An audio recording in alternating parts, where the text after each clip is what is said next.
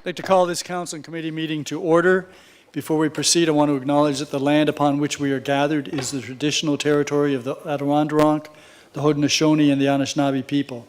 We are the beneficiaries of ancient agreements, such as the dish with one spoon between the Anishinaabe and the Haudenosaunee, who agreed to share the abundance of the land through peace, friendship, and mutual respect.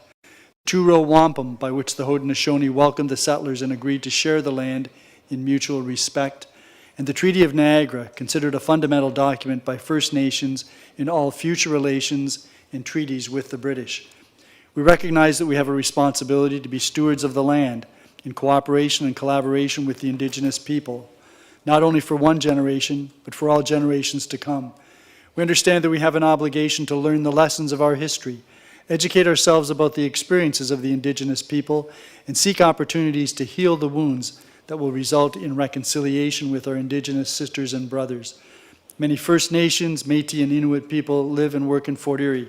We stand with all Indigenous people, past and present, in promoting the wise stewardship of the lands on which we live. We have the good fortune to live in a land of such abundance, diversity, and beauty. Let us be vigilant in protecting Turtle Island. Mr. Clerk, the roll call, please. Your Worship, all members of Council are present. Okay, so you haven't forgotten that part of the job. We have an addendum this evening. There is the addition under notice of upcoming public meetings and open houses of a notice of a public open house for park design at 3440 Thunder Bay Road. That open house will take place on Monday, August the 18th, 2025, which is next Monday from 5 to 7 p.m. at the Fort Erie Public Library, Crystal Ridge Branch on Ridge Road in Ridgeway. We also have some additional information attached to report PBBS 58-2025, which is our official plan recommendation report. A couple of announcements. The first announcement relates to the Friday closures of the Fort Erie Urgent Care Center. There's been some misunderstanding that the Urgent Care Center will be closed on Friday, September the 5th and Friday, September the 12th. In fact, those shifts have been covered, so the Urgent Care Center will be open. We've requested that Niagara Health update their website to make sure that people understand that it's not going to be closed on those dates, it's going to be open. And we've also asked the local newspaper to correct their information, that information online once we have full confirmation. I've had confirmation, but they need official confirmation.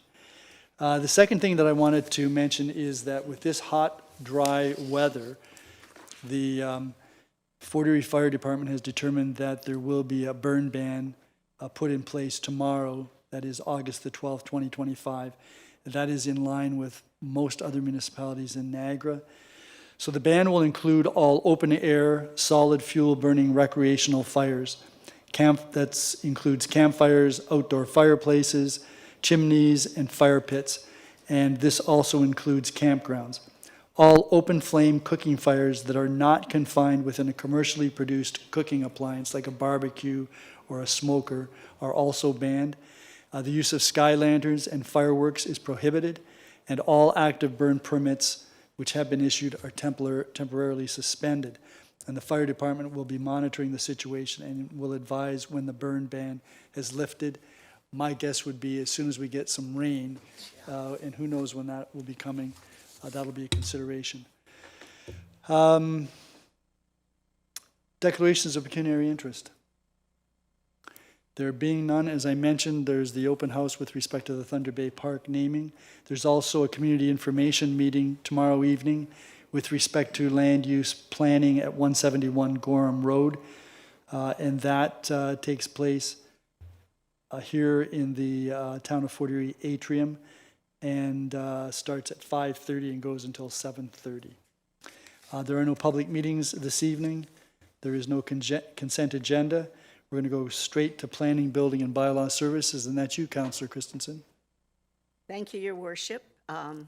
The Planning, Building, and Bylaws Plan Services Subcommittee is now in session.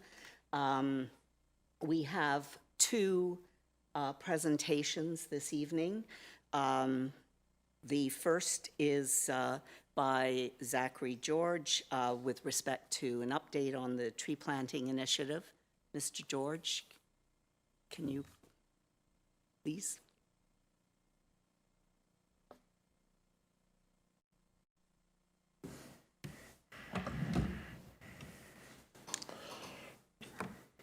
Good evening, Mayor Redekop and Council. Tonight, I'll be providing an update on the town's tree planting initiative, how we've used funds from consent payments, tree clearing penalties, and tree permitting revenue to expand our urban canopy and build climate resilience within the town of Fort Erie. This work directly supports our strategic plan priority on environmental and climate change resiliency.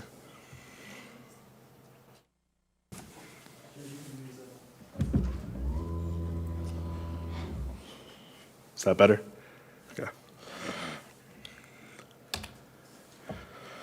This initiative began when Council requested in December 2024 an update on how consent tree funds and tree permit revenue were being used. From January to March 2025, staff developed a comprehensive planting plan to address both current needs and the long-standing backlog. From May to currently, we've been implementing that plan, delivering planting projects across the town. These efforts will continue through to October and into future years.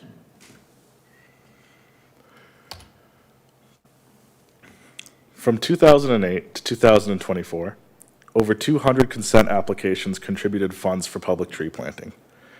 The primary objective of these funds is to enhance the town's urban canopy through the planting of boulevard trees or in public-owned lands when conditions are not ideal to plant on the boulevard.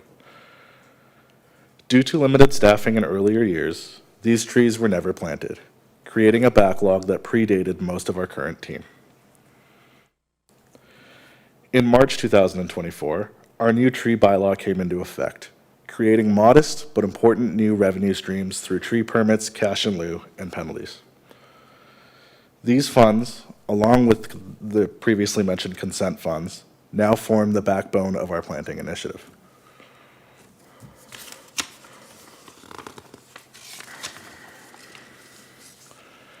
The condition on the screen now is an example of how we have worded our Committee of Adjustment conditions related to tree contributions. The intent of this condition is to provide a boulevard tree where it is practical. In situations where planting a boulevard tree is impractical, the intent has always been to use the funds on public property so that the town can increase its urban canopy.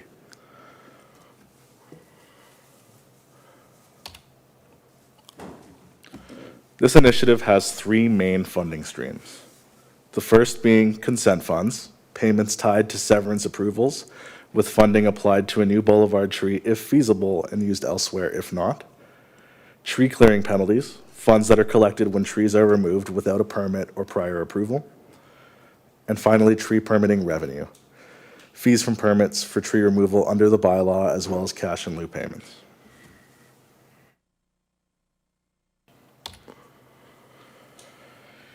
In response to council direction, community planning staff sent letters to eligible property owners on the consent backlog list.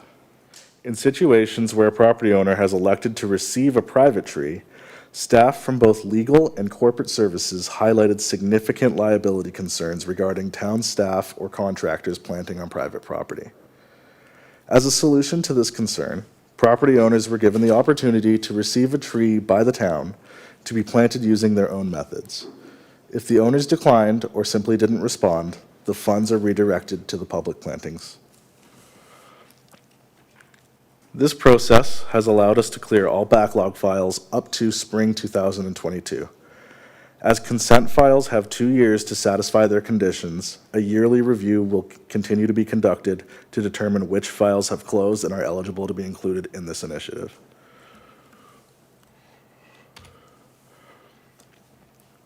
Funds that are not identified as usable for boulevard trees and that have been declined for use on private properties will continue to be used for public plantings that not only beautify our communities but also provide valuable climate-related benefits. Less than half of our planting funds for this tree planting initiative actually come from the consent conditions. Most now come from penalties and other sources. The rate for a boulevard or public tree contribution has also recently risen to $1,000 to reflect the realities of tree planting costs. The current cost to plant a public tree, including planting, maintenance, watering, and a 2-year warranty, is between $800 and $900 depending on species. Public tree contributions were $500 from the beginning of the 2008 backlog until 2023. Funds from penalties compensate the difference between the old fee amount and the new cost to plant a tree.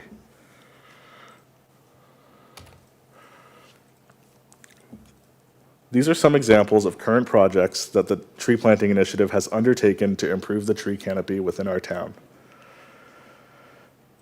In May 2025, we launched a pilot program to teach school-age children about tree planting. They participated with a hands-on approach. Some of the topics that they learned were how to plant, water, and maintain a tree. They were also taught about the value and benefits that trees provide their communities. This will continue into fall 2025. There's a couple more pictures of the school plantings.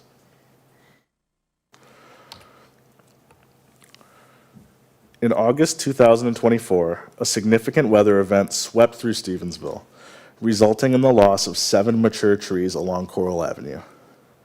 This area was quickly identified as an ideal location to invest tree planting funds, ensuring the project would deliver visible and immediate benefits to the community.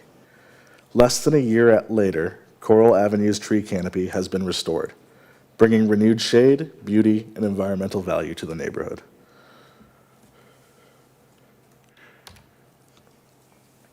In June 2025, cedar trees were planted along the borders of the Black Creek waterfront windows, creating a natural privacy screen for residents. This enhancement not only improves privacy, but also transforms these spaces into a more inviting, functional, and enjoyable area for the community.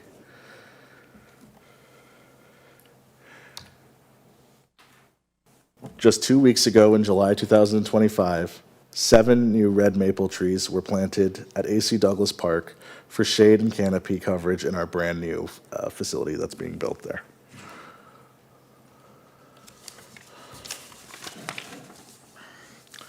You'll notice that most of these public planting projects so far have been concentrated in Stevensville and Douglastown. This was due to the location of many community needs identified this season. In future years, our focus will expand to other areas across the town to ensure canopy growth is distributed more evenly. This initiative is a strong example of how we can turn unused funds and permit revenue into tangible community benefits. Expanding our urban canopy delivers a wide range of benefits, including reducing urban heat island effects, improving air quality, increasing stormwater capture, and sequestering carbon. These initiatives directly advance our climate change action plan while creating greener, healthier neighborhoods for our residents. Looking ahead, we will continue delivering projects this fall and into 2026 to both clear the backlog and address new consent files each year. We will expand planting to underserved areas of the town and continue strengthening partnerships with schools and community groups to build engagement and increase environmental education. Thank you so much for your attention, and I'm happy to answer any questions.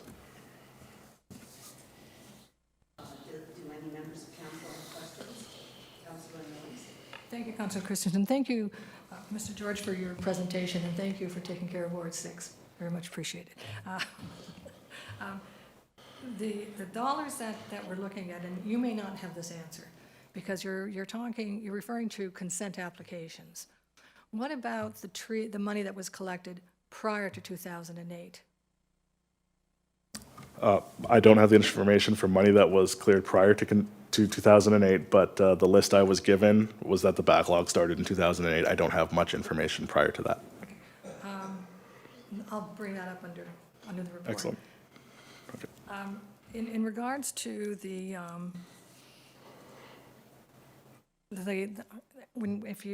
picture of the cedar trees on the water windows, those trees aren't $1,000 a piece, right?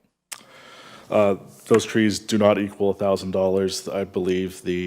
I believe those specific trees are approximately $600 plus tax installed with the 2-year warranty. Installed? Yes, Okay. those specific ones. Yeah, because Yeah. The cedar trees are the lowest value tree that we have. Yeah, I'm just wanting to, I'm hoping we're not paying $1,000 No. for cedar trees. No. That I can get. Again, thank you for your presentation. I will be asking more questions when the report is on, but thank you. No problem. I have one more question. I do have one more question. I saw the list of the people you contacted, not you, I don't know if you sent the letters out. I was one of the recipients of the letter. Yeah. It looked like 90% of the people didn't respond. I'm just using that term loosely. What did we do to encourage response besides sending out a letter? There was no follow-up to the initial letter that was sent, but I will point out there were not very many bounce backs, so people did receive these letters. Oh, yeah, and but- I'm not disagreeing yeah, with that. But again, there was nothing other than a letter being sent. There Correct. was crickets Correct. on both sides. Okay, thank you. Are there any other questions? Thank you very much, Mr. George. Appreciate that. The next presentation is by Jessica Abrams, our Senior Environmental Planner, about rather exciting initiative for those of us who have environmental backgrounds, the Climate Change Action Plan, and for all of us who want a healthy Earth. Good evening, Your Worship and members of Council. I'm happy to be bringing forward an initiative for a proposed climate change action plan. Fort Erie takes pride in being stewards of the natural environment, and the climate change action plan has been identified as a priority through the current strategic plan. This plan has been a collaborative effort with different subject matter experts from various departments across the town and through public engagement. This is a living document and it's meant to be updated continuously. So, why create a climate change action plan? Well, Fort Erie is a town that's situated on Lake Erie and the Niagara River, and the town has put together a forward-thinking plan that will incorporate methods to minimize human activity contributing to climate change. There have been recent examples of flooding and fires that are attributing to the changing climate, and climate change is essentially the long-term shifts in temperatures and weather patterns that can occur naturally or be influenced by human activity. So as a starting point in developing the action plan, town staff explored some of the action that the town is already taking that contribute to climate-friendly activities. So some of these actions that the town is already doing are the tree bylaw, the tree giveaway every year. The Natural Asset Management Plan has done some great work, as well as the Energy Conservation and Demand Plan. The following slide will provide some examples. So this slide here kind of talks about the way that the action plan is broken up into 3 different timeframes. So there are short-term actions, there are medium-term actions that are between 3 to 5 years, and long-term actions that are a longer time frame, so 5 years plus. So the following slides will provide some examples of short-term actions that town staff have proactively undertaken. So adaptation plan goal number 1 is a tree planting plan. So town staff are planting trees with students at local schools. And again, sorry, this is my apologies, I got them confused. The first one is actually public engagement, not the tree planting plan. This one is indicative of the tree planting plan. So this has been developed, and as you saw in Mr. George's presentation, trees are being planted. Another short-term action is mitigation goal number 3. So the town was awarded a grant of $116,000 to support the installation of level 2 EV chargers, and a pilot project was granted to get an EV vehicle. So that is one of the actions. Another short-term goal is adaptation goal number 4, which was town staff recently brought forward an amendment to allow naturalized gardens within the town. And another goal, a short-term goal, is a mitigation goal number 2, which is looking at encouraging climate-friendly gardening. So actually, as part of the landscaping for Town Hall, there's a pollinator garden being put in. Some of the medium-term goals, one of the medium-term goals that's being proposed is looking at developing an early warning system and emergency preparedness plan. So that's a longer-term goal. And again, a longer-term goal from that would be looking at infrastructure resilience. And I would say another medium-term goal too is incorporating some new policies into the OP that encourage climate-friendly actions as well. A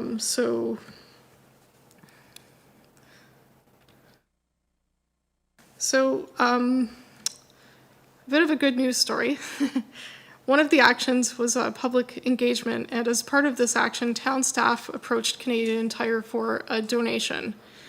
In return, Canadian Tire generously offered 4 bikes to be used for purposes to raffle off during education sessions with elementary school children next year. So we have plans to do some engagement sessions with the schools, and now we have some great prizes to keep the students interested. So thank you for your attention and considering the Climate Change Action Plan for adoption. And I'll open the floor up for questions.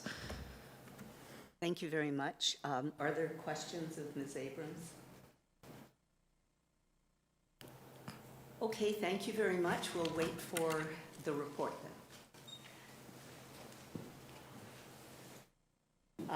We now move, so that ends our presentations. We now move to reports. The first is PBBS 57-2025, the proposed zoning bylaw amendment, file ZBA-08-2025, the recommendation report for 3957 Rebstock Road.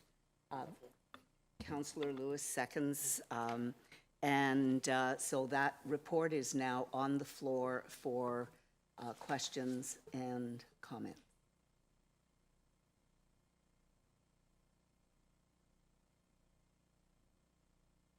Councillor Lewis. Thank you. I'll jump in first, and I'm using the web version, not eScribe, so bear with me if I'm looking for something. I just want to start by saying I'm pleased to see that we're moving in the right direction with this in terms of the density and the number of units. Although it's still not following the Crystal Beach secondary plan, I'm glad to see that the developer's been able to make some amendments. I do have some concerns, certainly with drainage still. I know in the report it mentions that it appears that the revised conceptual site servicing plan proposes a slip drainage approach to the north portion of the lot, which would be designed to convey storm water flows to catch basins located in the front yard, and that this is an acceptable strategy. But it goes on to mention from the engineering department that the rear yards appear to remain in their existing condition with no changes to the current drainage patterns proposed.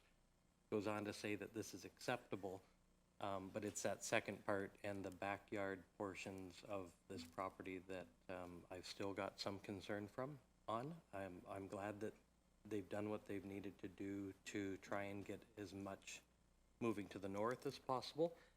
But I don't know how you're still going to fight gravity going downhill, and I'm still concerned with the needs for pumps and how that access to those properties will be made. That was one comment that I wanted to make, and then the other, a couple of questions. Some were similar to a few that I had in terms of the tree removal, but I just wanted some clarification. In the area where there's a lot line tree and part of the trees on one property and part of the trees on the other, is it my understanding that consent would have to be made by the neighboring property for that tree to be removed? And if I could just get clarity from staff, that would be great. Ms. Delwaria? Yeah. Madam Chair, I would answer the question about the tree. Yes, the owner would require the consent of the neighboring property owner to remove those boundary trees. Okay, and if they do not have, if I may continue, Madam Chair, if they do not have consent from the neighboring property owners with respect to those trees, then they would have to modify their proposal and come back with something slightly modified? Madam Chair, yes, that's correct. Okay, and that will lead to something a little bit later. In terms of the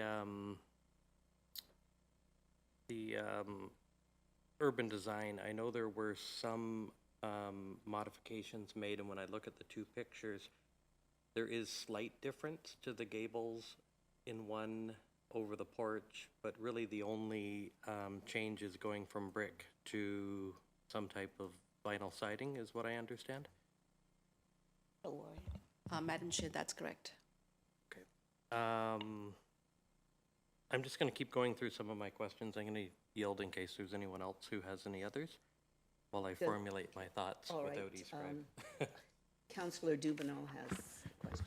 Yeah, thank you very much, Madam Chair. And through you, I don't know if this is something Ms. Delwaria or Mr. Frost would be able to answer, but Councillor Lewis raised a good point about the drainage, and my concern has always been about the need for mechanical systems and potential maintenance that the municipality would be forced to take over if the property owners don't do it. So I'm just wondering if we can get some clarification. So if we approve this report this evening for it to move forward, would we be bound to, allowing a mechanical system, or would this exclude that and we'd have to do gravity flow similar to every other development? Because I'm concerned if we approved something, if it could lead to legacy costs down the road that aren't applicable to other developments. So again, I don't know if this is Mr. Frost or Ms. Delwaria, but Madam Chair. Mr. Frost is waving his hand. Through you, Madam Chair. We worked with the developer to look at different ways to drain the lot when they first came in to where we are now. And we had proposed this idea of taking all of the eaves troughs to the downspouts and bringing the entire roof catchment to the front yard to get any of the catchment of the buildings themselves draining away from the southern parts of the property. When we look at the southern part of the property, it will still continue to drain as nature intended with the topography. However, the drainage that it would now be bringing south down to those properties at the rear would be substantially less than it is today, given that any of the structures are now draining towards the roadway. Currently under conditions today, there is one structure, I don't know exactly where it's draining, but I would speculate that some is from that roof leading to the rear yard, and that building itself, if we swap that out with the new, is all moving to the front, as well as any green area that it doesn't currently occupy that would be future occupied. So in terms of drainage, I think we had found a solution, or the developer had proposed a solution, I should say, that tries to take as much of the development related from the buildings itself, drainage to the front. In the rear yard, I don't think that we would be considering having any sort of pumping system or mechanical system put in the rear yard. I don't think that would be fair to have them deal with additional drainage from pre to post is usually a net zero. In this case, pre to post would be better than under existing conditions today. Councillor Dubanow. No, and thank you very much. And again, through you, Madam Chair, I appreciate that answer because it gives me a little bit of comfort because I've been concerned about the need for mechanical drainage at the back of the property. So just for clarification, I'm very dead set against the idea of any kind of mechanical drains because even if we have them part of like an agreement, like a landowner agreement, if maintenance falls to the wayside, people decide not to pay into it, one way or another, municipal taxpayers are going to be on the hook for it, and that's not something that we want to have happen. So I'm just wondering if, either from assurance from staff or whether we need to amend the recommendation this evening. But just for clarification, there will not be any mechanical drains in, when I say mechanical drains, I mean like sump pumps or, like sump pits and feeding up back to the road. Everything is going to be gravity and natural at the back of the property, if I understand this correctly. Through you, Madam Chair. Per my understanding, any of the drainage from the roof leaders or the lot itself will be gravity.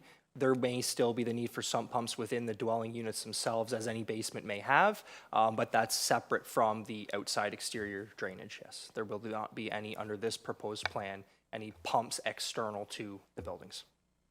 And one final follow-up, if I may, Madam Chair. So if it did turn out that for whatever reason, due to topography or construction, that it was determined that there was too much water at the back of the property and it did require some kind of mechanical pumping, would that be something that would come back to council if such a request, or would staff just say no?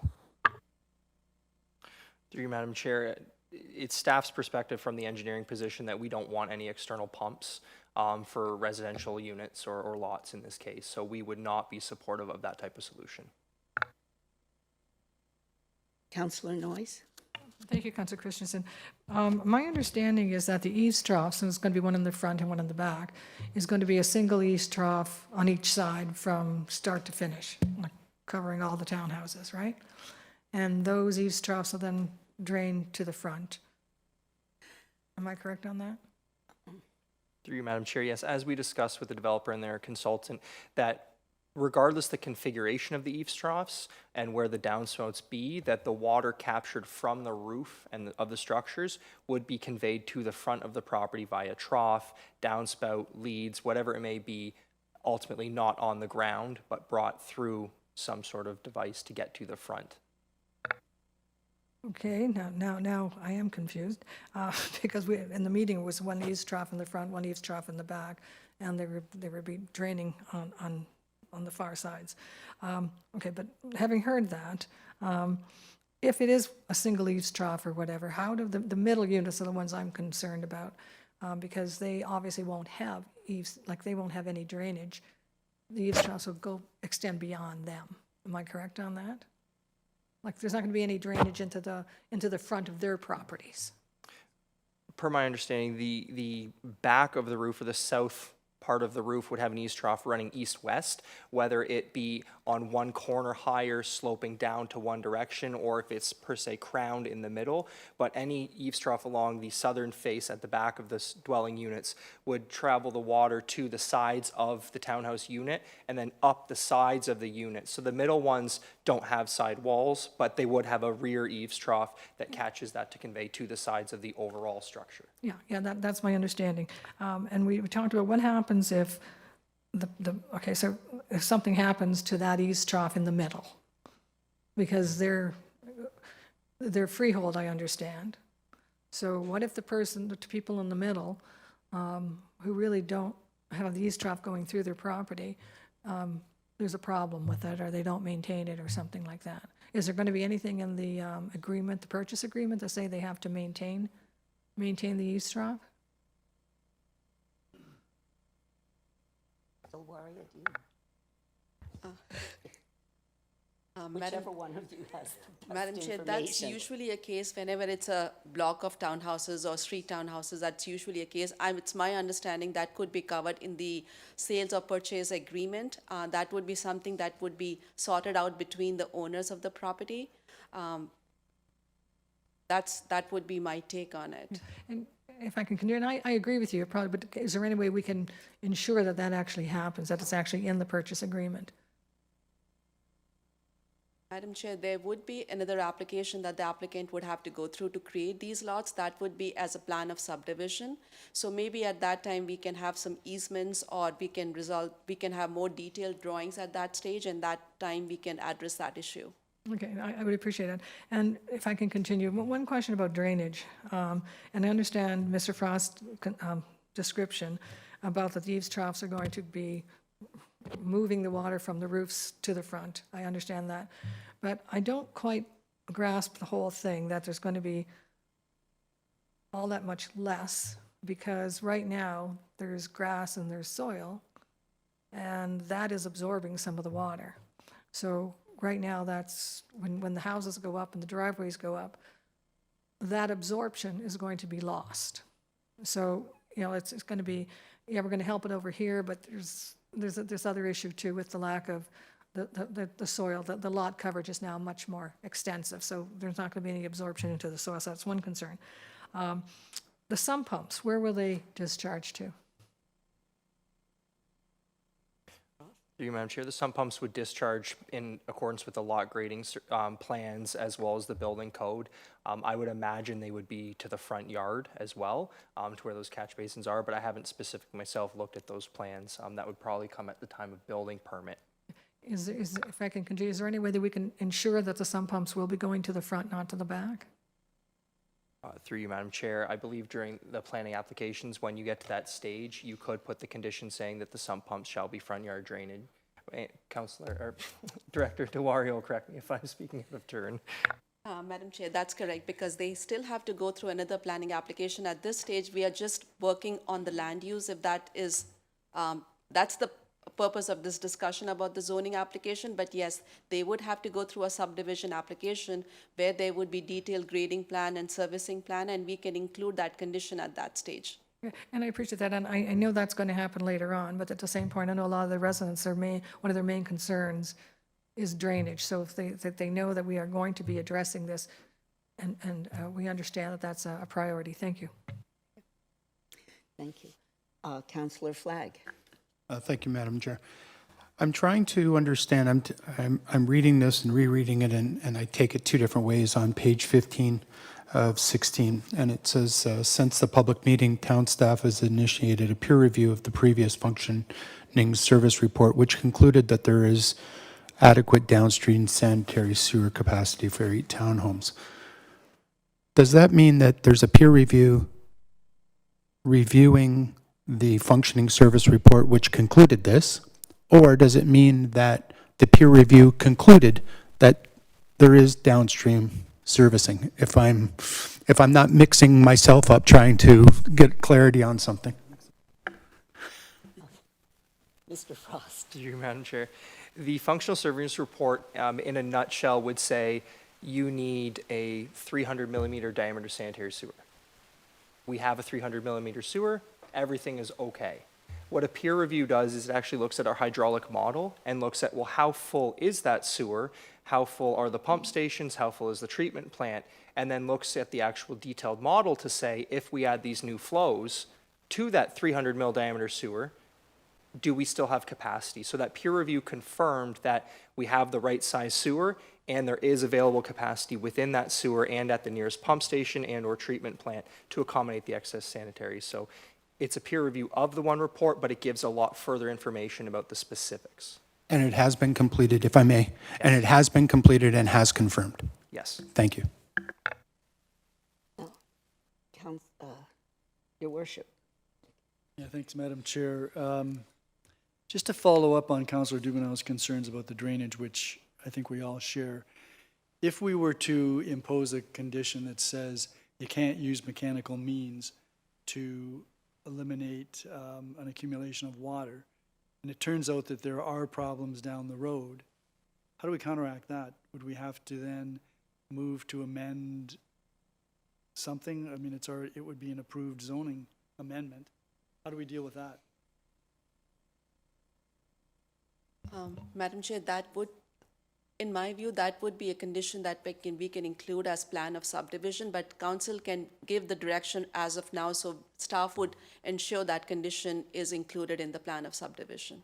What? No, I get that. I'm concerned about what if it turns out that the engineering was overly optimistic about the water and the drainage actually becomes a problem, so that at the bottom of the hill, we have an accumulation of water and the only way to eliminate it is to use some type of mechanical means. How would we deal with that? And would we have the ability, after the units are constructed and sold, who would we deal with? Through you, Madam Chair. So I suppose when you think about when an engineer is doing their report and they're sealing the report and stamping it, and they're carrying some insurances, if we find that the analysis in the engineer's report is incorrect, then we would simply go back to say we're making a claim against that engineering firm, that we do not believe that the conditions were as per modeled or per designed.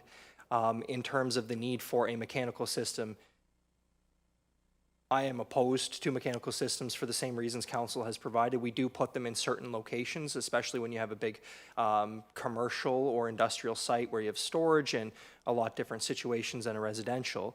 Other options could exist, like putting in a catch basin at the rear yard with a drain through one of the neighboring properties to the street to the south. Not ideal, but costs could be recovered for such work if we needed to go in and do some quote-unquote emergency rectification of a problem, and we would seek damages from the engineering firm and or the developer to cover that if we found that the report was not as intended. So I don't want to make this too complicated. I agree that no mechanical presence is ideal.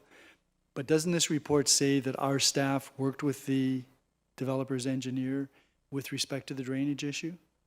And if that's the case, aren't we somehow implicated in the drainage solution? Through you, Madam Chair. Our staff met with the developer and their consultant who came in, and ideas were put on the table for discussion, and a recommended solution of diverting the drainage to the front through the downspouts and eaves troughs was proposed. Staff were in support of that, as long as all of the engineering done by the developer and their consultant still confirmed and basically said that this would work. So while we're at the table for a review agency, a commenting agency, we can have these discussions of what staff would entertain as adequate to deal with the problem. We don't take the ownership or the responsibility or liability of the design work still. Okay. And if I might, Madam Chair, so a development of 7 units, that requires a plan of subdivision? That's correct, Madam Chair, yes. Okay, so then I suppose the details of the drainage is something that we can include in the subdivision application and agreement, if there is one. Okay, then the other question that I had was surrounding the density. And the low density, according to the chart in the report, indicates that the lot coverage is 510 square meters. By my calculation, that would permit 6 units on this property under the current zoning. Is that correct? Madam Chair, yes, that's correct. And then we have what is being proposed as the new zoning, and then how the developer is proposing that be utilized. So when we talk in the report about there being 28 units per hectare, that's based on the proposed zoning? 35 units per hectare? That's based on the new zoning that they are proposing, yes. Right. Okay. So there is in fact an increase in the density from 6 to 24 or 26 or whatever it is. Correct? Madam Per Chair, hectare? when we are talking about density, so there are 2 parts to it. The property is designated low density, and the proposal still complies with the density which is outlined in low density, which is 50 units, which is less than 50 units per hectare, and they're proposing 23.8 units per hectare. But the zoning says lot, the size of the lot, 510 square meters, minimum lot area, which means that whatever the density might be, this says for this current zoning, 510 square meters, which would work out to 6 units on the parcel. Is that not correct? So, Madam Chair, when we are talking about 6 units, we are talking about the lot area and lot frontage. So sometimes there is a difference, technical difference between what can be accommodated on site and what can be the density on site. So that is, I think, there is a technical difference of opinion there, but the property is designated low density. The proposal that the applicant has submitted complies with the density requirements of low density designation. Only thing that they are requesting is a change in build form. But the proposal complies with the density requirement of low density.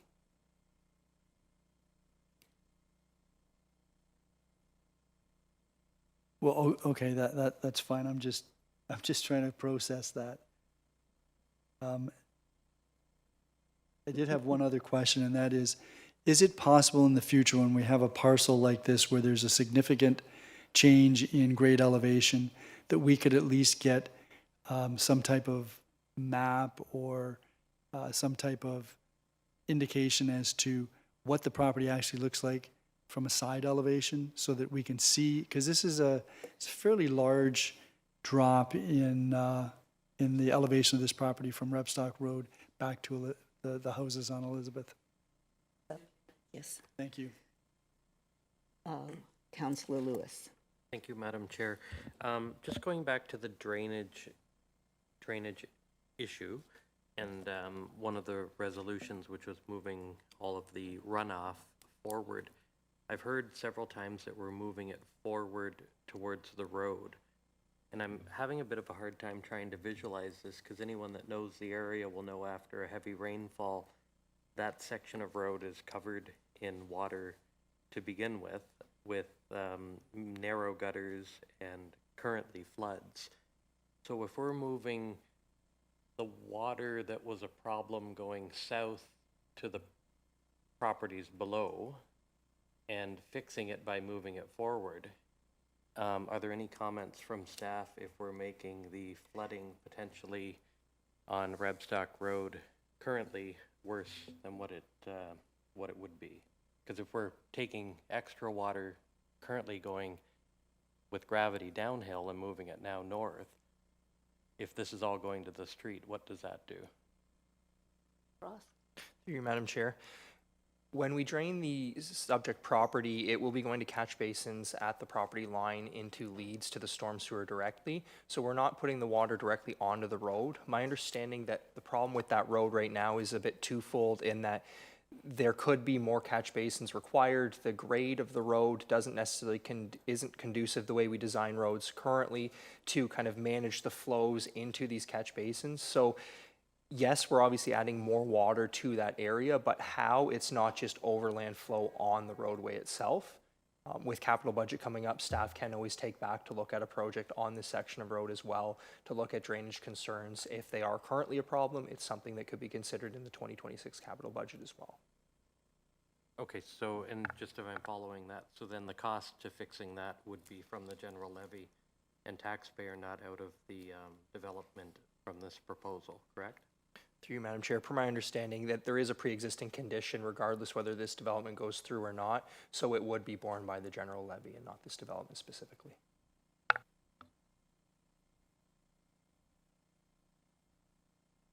Okay. Are there any other? One last thing I wanted to throw in there. Further to the mayor's comment and some of the others with respect to the density, I'd like to move that we go from 7 units to 6 units on this property. So my motion would be to amend 7 units to 6. Can I get a seconder? Councillor Noyes? Don't need one? Oh, okay. All right, then, so that is on the floor for discussion. Councillor Dubanow. Yeah, thank you, Madam Chair. It's just, you know, whether council decides to go this way or not, I'm just wondering if we did pass this amendment, maybe we can get some insight from Ms. Del Warria on if it's appealed, what would be our likelihood of being able to uphold this, or are we just spinning in circles and returning back to the original plan? That's a matter. That's fair. Councillor Noyes. Just a clarification on the motion, are we looking at, okay, and going from 7 to 6, but are we looking at decreasing the lot coverage or just decreasing the lot number? I mean, they could make 6 and just make them just as big, like bigger. So what the purpose of the amendment is to decrease the lot coverage or to just decrease the number?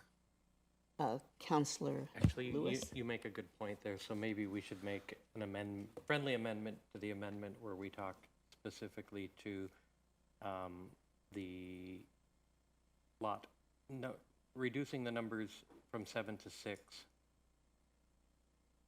I'm just trying to think how we'd word that, though.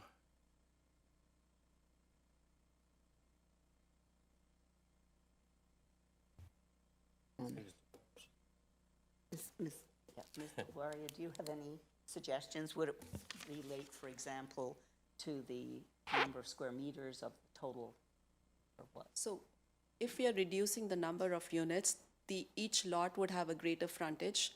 And then the setbacks, because it's going to be, the build form would be covered through the setbacks. So it could be a bigger unit, but the lot coverage, if council wants to do that, so I don't have what would be the perfect number there.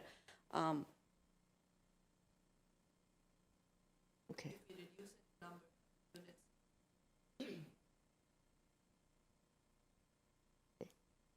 Your worship? Well, wouldn't you simply divide 0.323 hectares by 6, and that provides your lot coverage?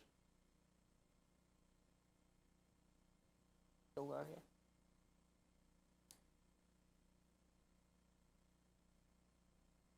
Just wait for a minute.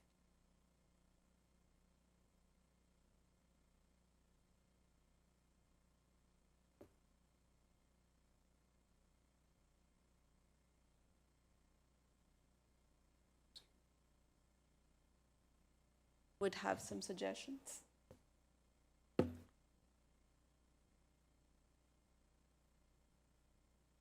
Mr. Van der Veen, take the floor.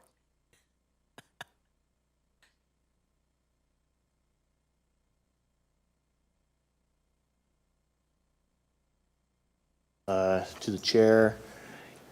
It's something we could look into. It's hard to calculate off on the fly, but it's something we could definitely look at. If council were to proceed with that, I suppose staff could prepare a memo to accompany the amending bylaw, assuming it gets approved. That would explain how the density is calculated in coverage based on 6 units based on what they're proposing currently. If council is concerned, Madam Chair, if council is concerned about the lot coverage, they could say that they maintain the same footprint of the building and reduce it by 6, by 1 unit, so it will be 6 units with the same footprint.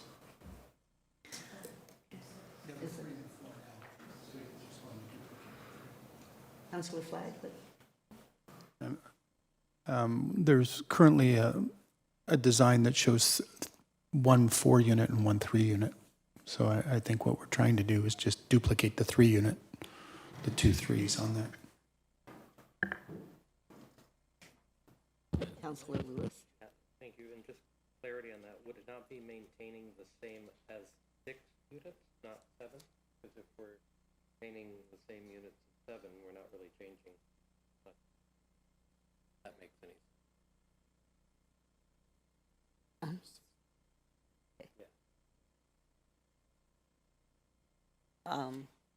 So the footprint that shows 3 units would be duplicated. Yes. So in other words, there would be less actual coverage, hard coverage? Mm-hmm. Is that what you're proposing? It would be moved to go from 7 to 6, maintaining the same lot coverage as 6 units, and duplicating the footprint of the block of.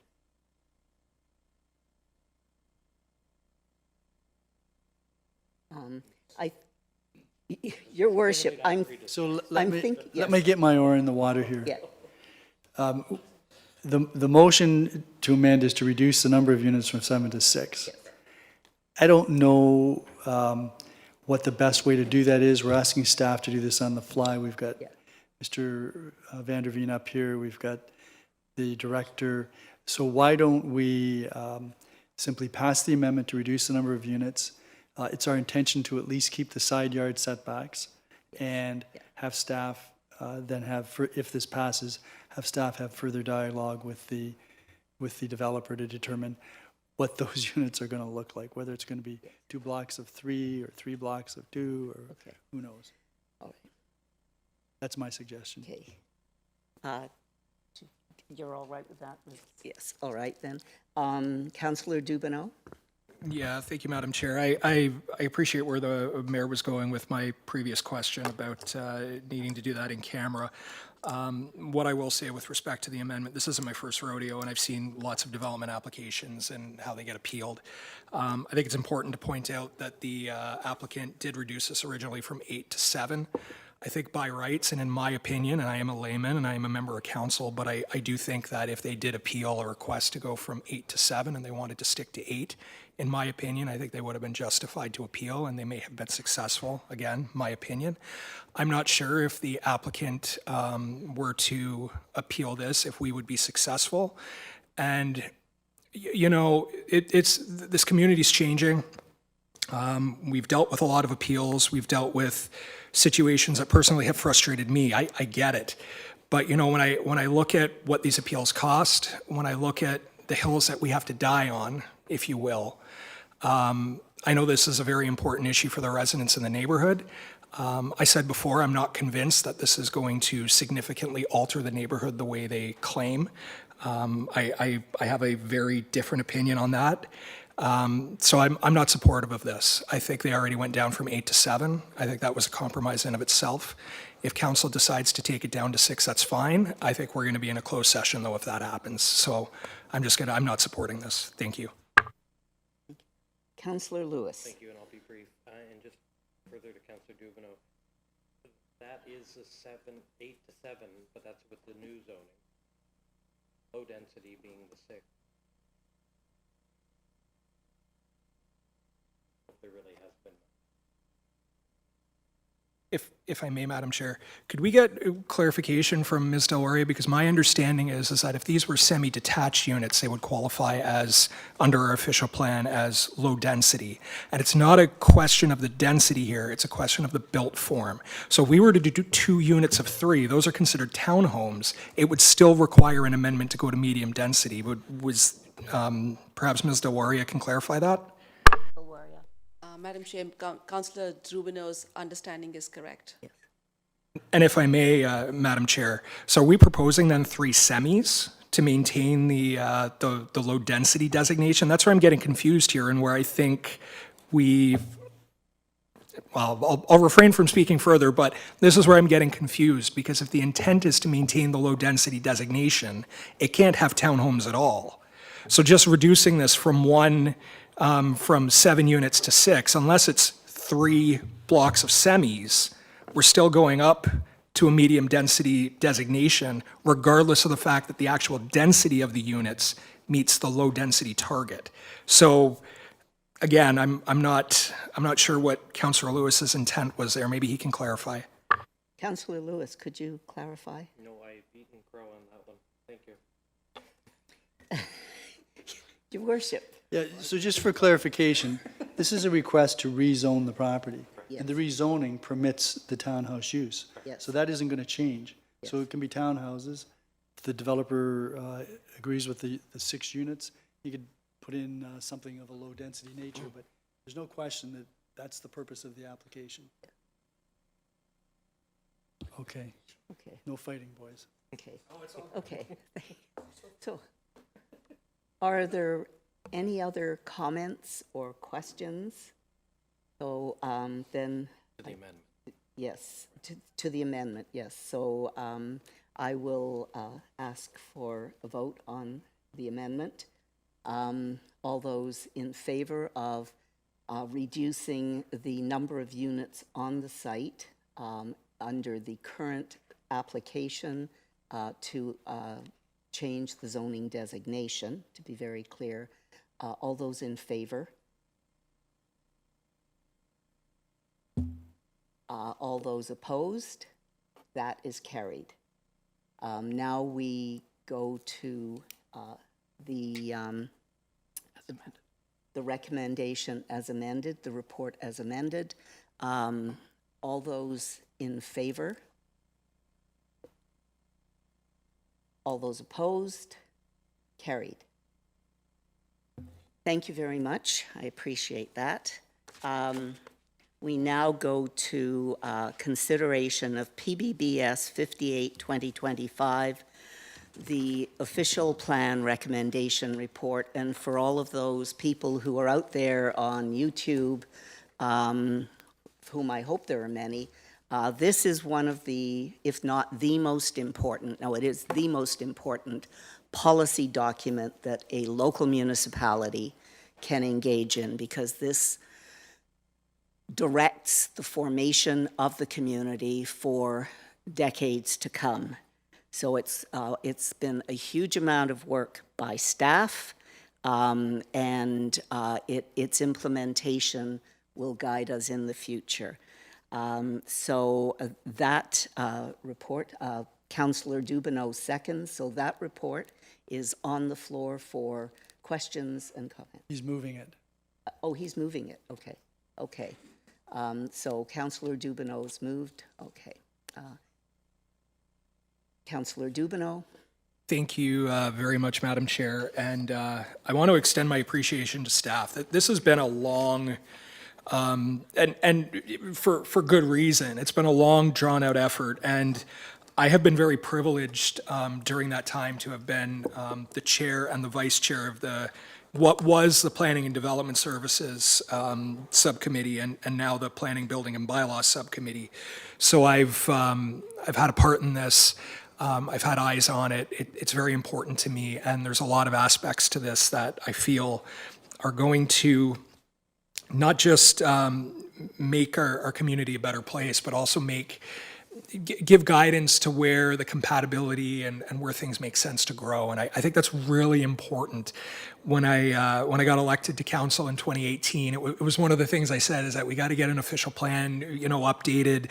And we were waiting for the region's official plan moving through at that time, because these are important. The community is changing. There is unprecedented growth around this entire country, particularly here in the Niagara region, in Fort Erie, and a few other communities across the region. So we need to get a groundwork put in place to direct where we're going to be for the next 10 years plus, maybe even 15, 20, depending on when the next official plan comes around. And I think it's also very important to point out that this is our own official plan. Now that the region has had planning authority removed by the province, this now falls directly upon us. So we're no longer subservient to another municipal level of government that is dictating policies to us. It's basically between us and the province now, which I think is good for our community, because it allows us to grow and for us to put our own, our own stamp on it, if you will, without necessarily the input from other municipalities that have different priorities and different objectives. I do plan on moving an amendment to this in a moment. I'll wait for other councillors to have an opportunity to speak before I do that. But again, I want to extend my appreciation that this is a very, Councillor Christensen, you said it best when it started. This is probably the one most significant document that a council has to craft during their time here. And it's an honor and a privilege to be here to be a part of this. It's an honor and privilege that I was part of Planning and Development Services and PBBS for it as well. I'm looking forward to this moving forward, and I'll bring the amendment up after others have an opportunity to speak. Thank you, Madam Chair. Thank you, Councillor Dubanow. I think the staff deserve and I think appreciate the recognition, because it is a huge amount of work. Do other councillors have comments? Councillor Noyes. Thank you, Councillor Christensen. I just wanted some clarification. And one of the, actually, Mr. Hare and I had an opportunity of, we've been playing phone tag. So we haven't had a really opportunity to discuss this. But in one of the emails that he sent recently, and it's on the Netherby planting on behalf of Dunshire Development. And in that response, you talked about the policy A.3.5, and I just want some clarification. I know a lot of people always bring this up, okay, what about the secondary plan, what about this? It talks about when there's inconsistencies that exist between the plan and the secondary plans or site-specific policies, that the latter take precedent. I'm just wondering if that could be explained a little bit more.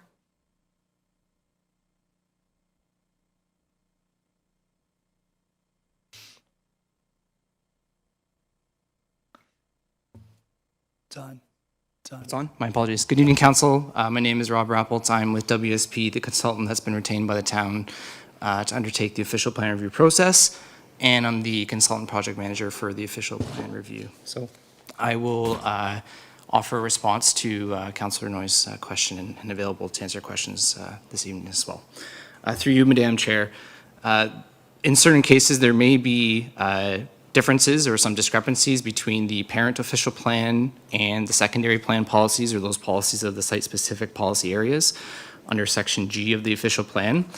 A35 is a policy that's intended to aid with interpretation where those discrepancies exist.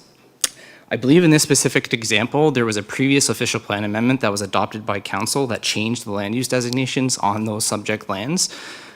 The schedule of the secondary plan has not been updated to reflect that. So I think in actuality, there is no discrepancy between the designations that apply. And I believe Mr. Hare outlined that in his response to the comment and via the email.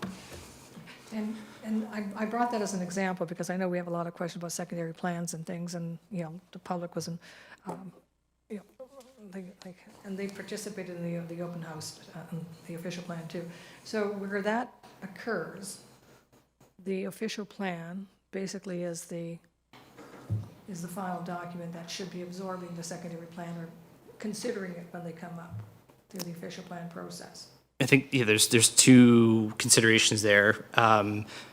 The details of the secondary plans or the site-specific policies would take precedence over the parent official plan unless the official plan expressly notes otherwise, such as the built form policies, where the Crystal Beach secondary plan is exempted from that policy framework.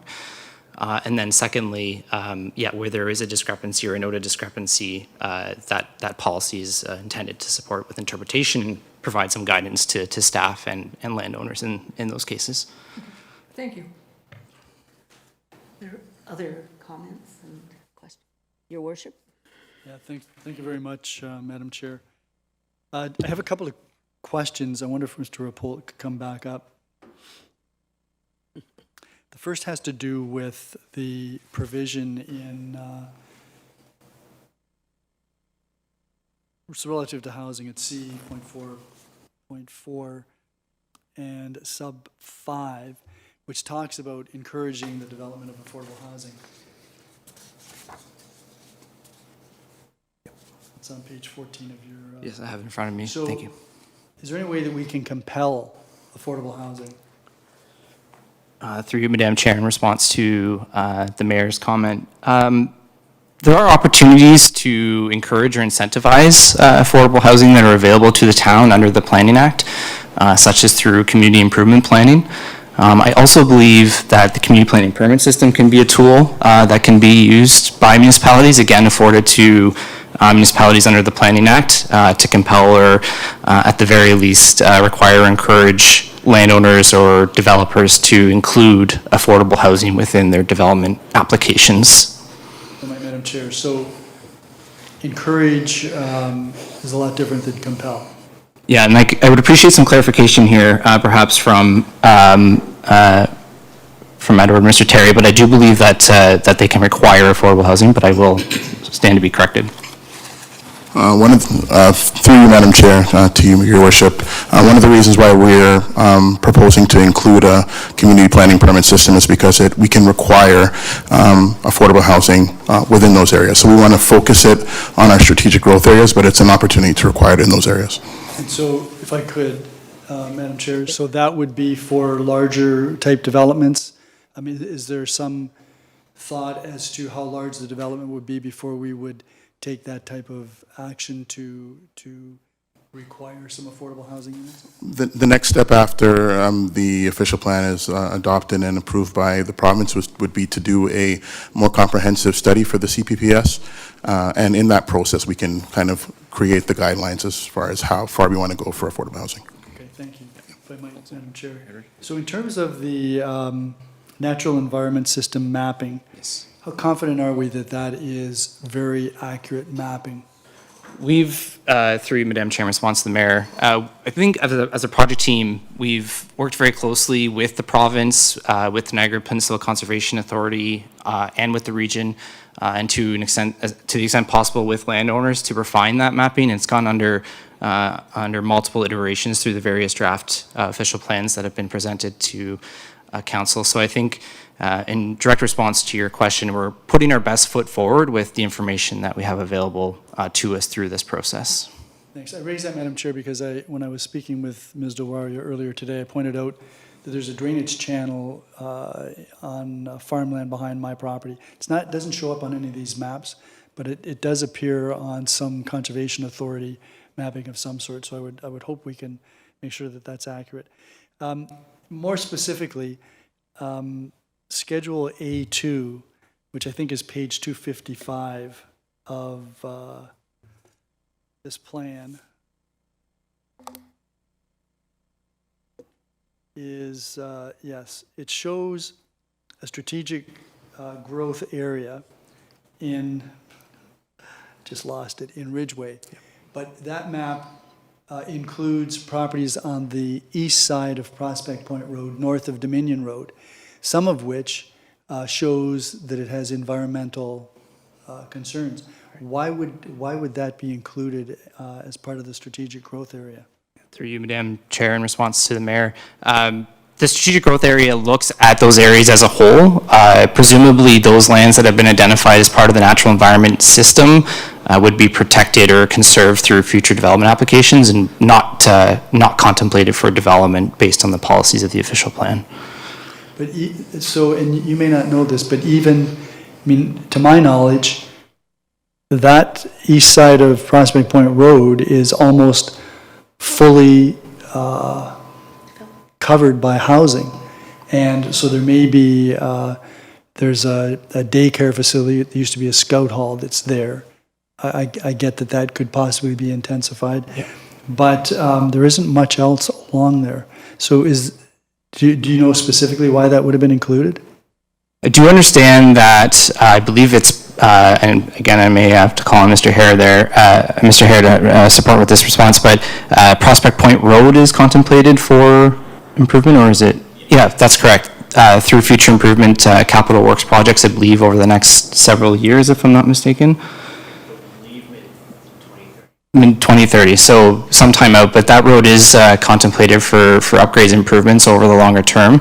And there are also active development applications, as I understand it, in the vicinity of those lands east of Prospect Point Road. West side. That's right. Okay, so I'm a little nervous about that. Thank you for your answer, but you're making me nervous. Didn't do a very good job answering your question. No, you did a good job. You just didn't give me the answer that I was looking for. And then there's a growth area, I think it's G36, which is at 4239 Erie Road. Correct. What's the deal with that? Yes, through you, Madam Chair.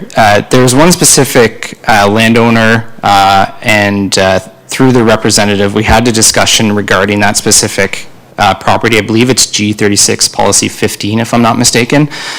There's a very specific nuance with regards to that property whereby there are two existing dwellings on a single lot that were merged on title historically.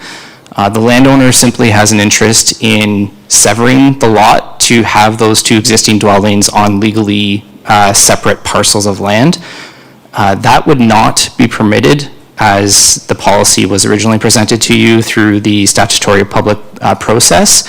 And through consultation with the landowner and the representative, we've proposed this policy to enable for that severance process to occur with a sunset clause to the end of this year, being December 31st, 2025, to try to take a more collaborative approach to finding a resolution to this specific circumstance. Great, thank you. And Madam Chair, one other question. I understand that the official plan removes the rigmarole about densities and low density, high density, medium density, what have you. If that's the case, what's the purpose of that? So through you, Madam Chair, I think it's a two-part response. Firstly, Short answer is yes, with the exception of the Crystal Beach Secondary Plan, which will remain in full force and effect as it's currently adopted by council. So those density policies will still continue to apply. For the balance of the secondary plan areas and the rest of the areas within the town, the new built form policies under C4 and the plan as a whole will continue to apply. And there are a number of different, I would say, policy directions or guardrails that are in place to manage that density consideration and focus more on built form, which we heard a little bit about in terms of the discussion on the previous file that was before council. Specifically with regards to section E8 of the official plan, which establishes community design policies and expectations for different types of development typologies, including infill and intensification. So having regard for the building height, mass and scale, as well as complementary built form to surrounding land uses, for example. So in the absence of anything in the official plan, then we'd be looking at the zoning requirements. So with regards to specific dwelling typologies, for example, single detached dwellings, semi-detached dwellings, or townhouses, those specific typologies would presumably be defined and permitted expressly through the implementing zoning bylaw, as well as a community planning permit system, if that is a tool that the council chooses to use. Okay, thank you very much, Mr. Rappold. If I could, I just had some comments that I want to make with respect to this. You may sit down. So for the last little while, we've heard as we've gone through a transition of planning leadership, planning staff. We've received applications. We've had to process applications. We've been advised that sometimes it was the pre-consultation process that bound staff to make certain recommendations to us. Then we were told that that gets complicated because of the provincial policy statements, which have changed, because of the Planning Act, because of the regional official plan, which is no longer going to be in existence, because of our official plan, because of our zoning bylaw. So one of the expectations that I would have is that this new official plan is going to allow us to provide for the growth that we see, and that it will be aligned with the vision of council for the growth of the community. That's important because the council is the reflection of the population. We have professional staff which are giving us advice as to what we should be doing or what we should be contemplating, and they're the professionals. We're the elected officials. We're the ones who are among the population, so we're the ones who have to explain to the population why this is happening. And sometimes that's easy, and sometimes it's difficult. But nonetheless, that's our responsibility. So first and foremost, I would hope that this new official plan will align with our vision for the growth of this community. Second, and important but not as significant as that, is that I would hope that the references to history and culture are accurate. I'll give one example. The very beginning of the draft official plan is a reference to how Fort Erie came into existence, and it talks about there being a number of communities in Fort Erie, and that's surely correct. And it talks about just let me go to that page if I can find it. So it says, Fort Erie is composed of several smaller communities which each have a distinct identity and history, which is true. They include Bridgeburg, Ridgeway, Thunder Bay, Stevensville, Douglastown, and Crystal Beach, coming together as one community through the amalgamation of Bridie Township and the village of Crystal Beach with Fort Erie in 1970. That's correct, except in 1970, there was no Bridgeburg. There was Fort Erie, and Fort Erie was inclusive of Bridgeburg and Amigary, which amalgamated in 1931. So that needs to be clarified. Also, when you're talking about, it's more than just Bridie Township, because Douglastown was in Willoughby Township. So I think we need to make sure that that's accurate. And if you're going to start talking about large urban areas, there could be a reference to Crescent Park, because Crescent Park in 1970 probably had as many people as Ridgeway or Crystal Beach. So I think we need to be somewhat sensitive, because this is the guiding document, and this is the platform upon which this document is built. So I think those things need to be historically and culturally accurate, and we still have 2 weeks to get that sorted out before this comes back to us. But my other concerns relate to protection of natural heritage. We need to have accurate mapping. We need to make sure that we provide for wildlife corridors. This is something we've talked about in this community for over 20 years. Wildlife corridors that provide for development of subdivisions where there's still free movement for land wildlife and bird wildlife. And we have to have high expectations when we receive consultants' reports regarding environmental matters. We need to make sure that those are well scrutinized and highly accurate so that we can retain what we value here, what the people of Fort Erie value about our community, and what the people who are moving here because they value. I think we have to make sure that we maintain, as this official plan is being interpreted in the future, that we maintain allegiance to the public consultations that we engage in, whether it's a secondary plan or a neighborhood plan or a proposal for a community improvement program or some other planning and growth strategy that we're working on. We need to make sure that we maintain that allegiance, and it could run right down to the neighborhood parks or the climate adaptation, climate change program. We need to focus on, in my view, lands that we already have within our urban area boundary, with one exception, and lands that are serviced, because they're there. And they're the easiest, and I know that we're working on that. We've got the proposal for reconsultation so that we can focus on how do we move forward to build more housing units, and the best way to do that is with land that's already serviced or easily serviced. I hope that the official plan covers that. The affordable housing units, I believe, need to be a priority, and I hope that the provisions of this official plan will make sure that we've got emphasis on that, and that small and medium-sized single-family and semi-detached homes aren't lost in the shuffle.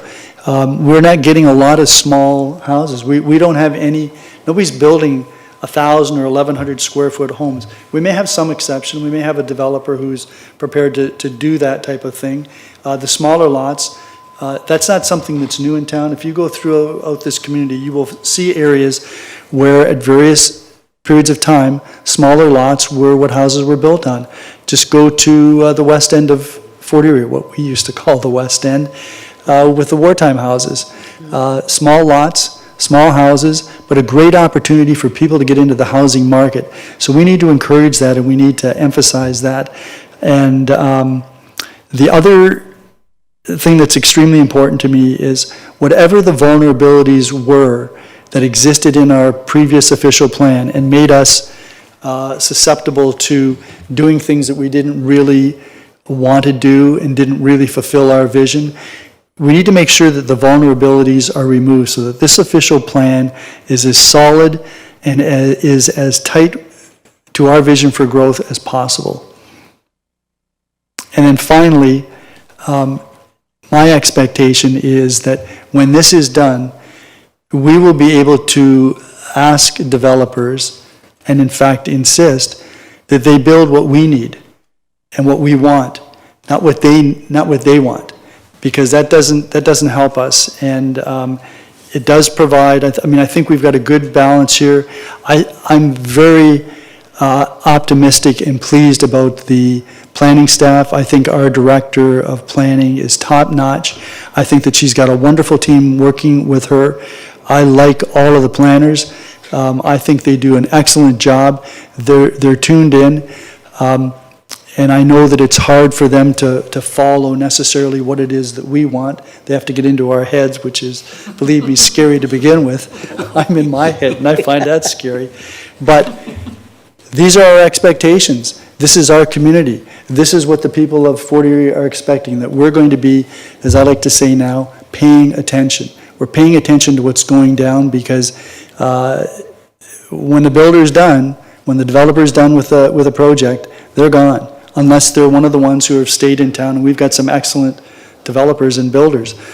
But some of them come in here, they're trying to make as much money as they possibly can, and I want to make sure that we're protected from that. So those are my expectations, and if there's anything that I've said this evening that staff is concerned about, that we don't have it covered, you've got 2 weeks to get it covered, because when I vote to pass this official plan into bylaw, I want to make sure that my concerns have been addressed, and I'm confident that all of us feel the same way.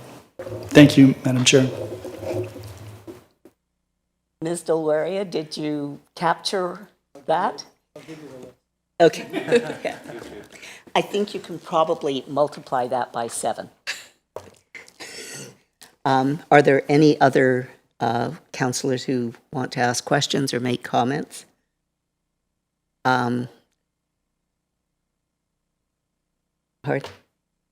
Okay, Councillor Dubanow, are you okay? If no one else wanted to speak first, yeah, just one quick comment. The mayor said with reference to the great thing about having this new official plan in place is going to be defensible. No one can make the excuse that this was put into place so many years ago before, the population growth had changed or the provincial policy or planning statement had changed.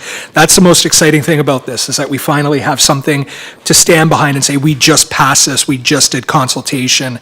We have something to defend. And I think the mayor is very on point when he says now we can't refer back to something that was in existence 15 years ago and they could say it was different and it's changed. This is defensible. And that's why this is, it's a privilege to be here where, knowing that this is going to guide the community.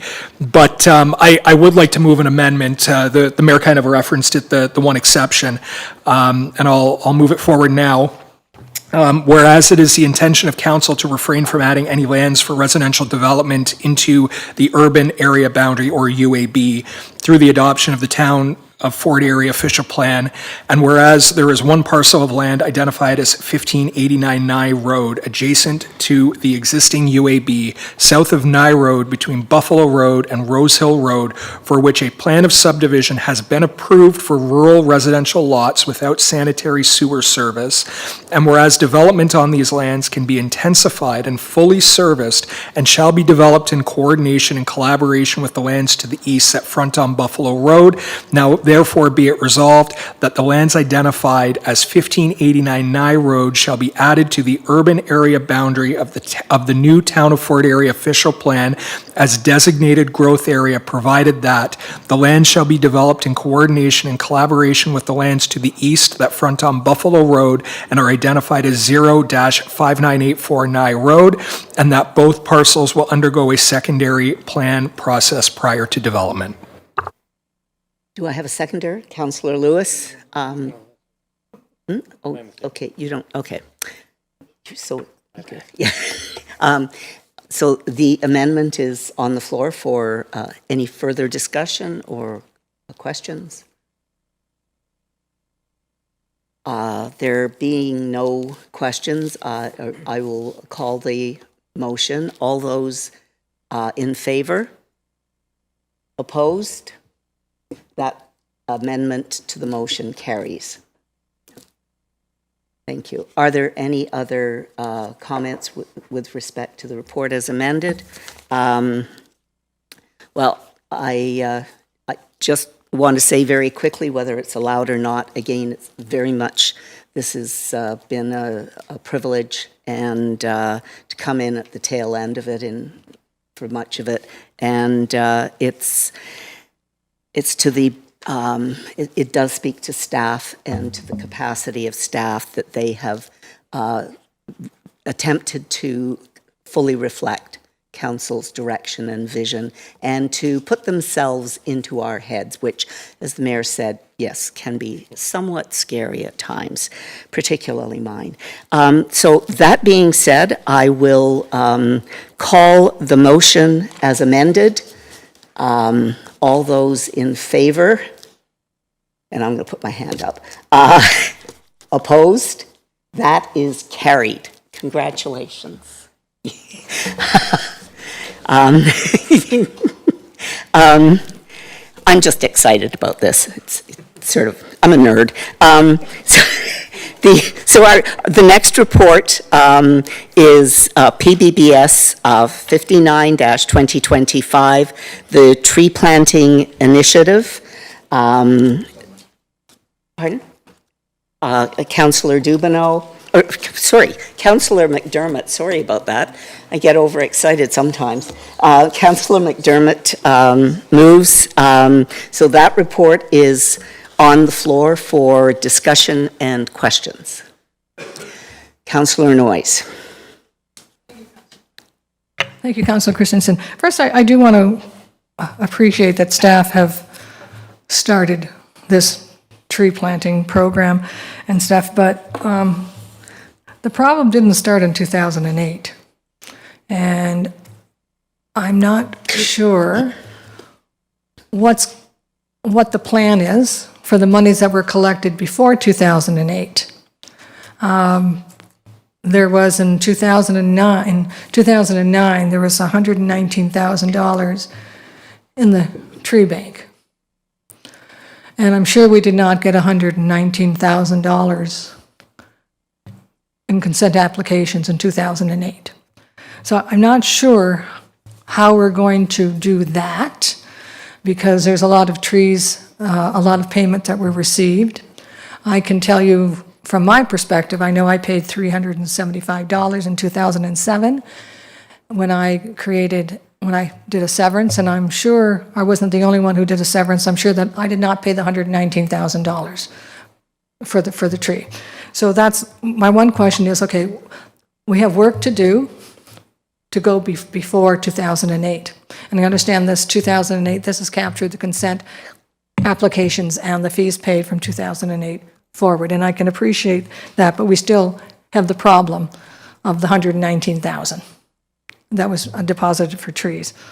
The other thing too, and I'm going to say this, make this really clear, one of my concerns is reimbursement to the 14 people, actually 13, I'm going to make it 13 at this point, because I'm taking myself out of the equation.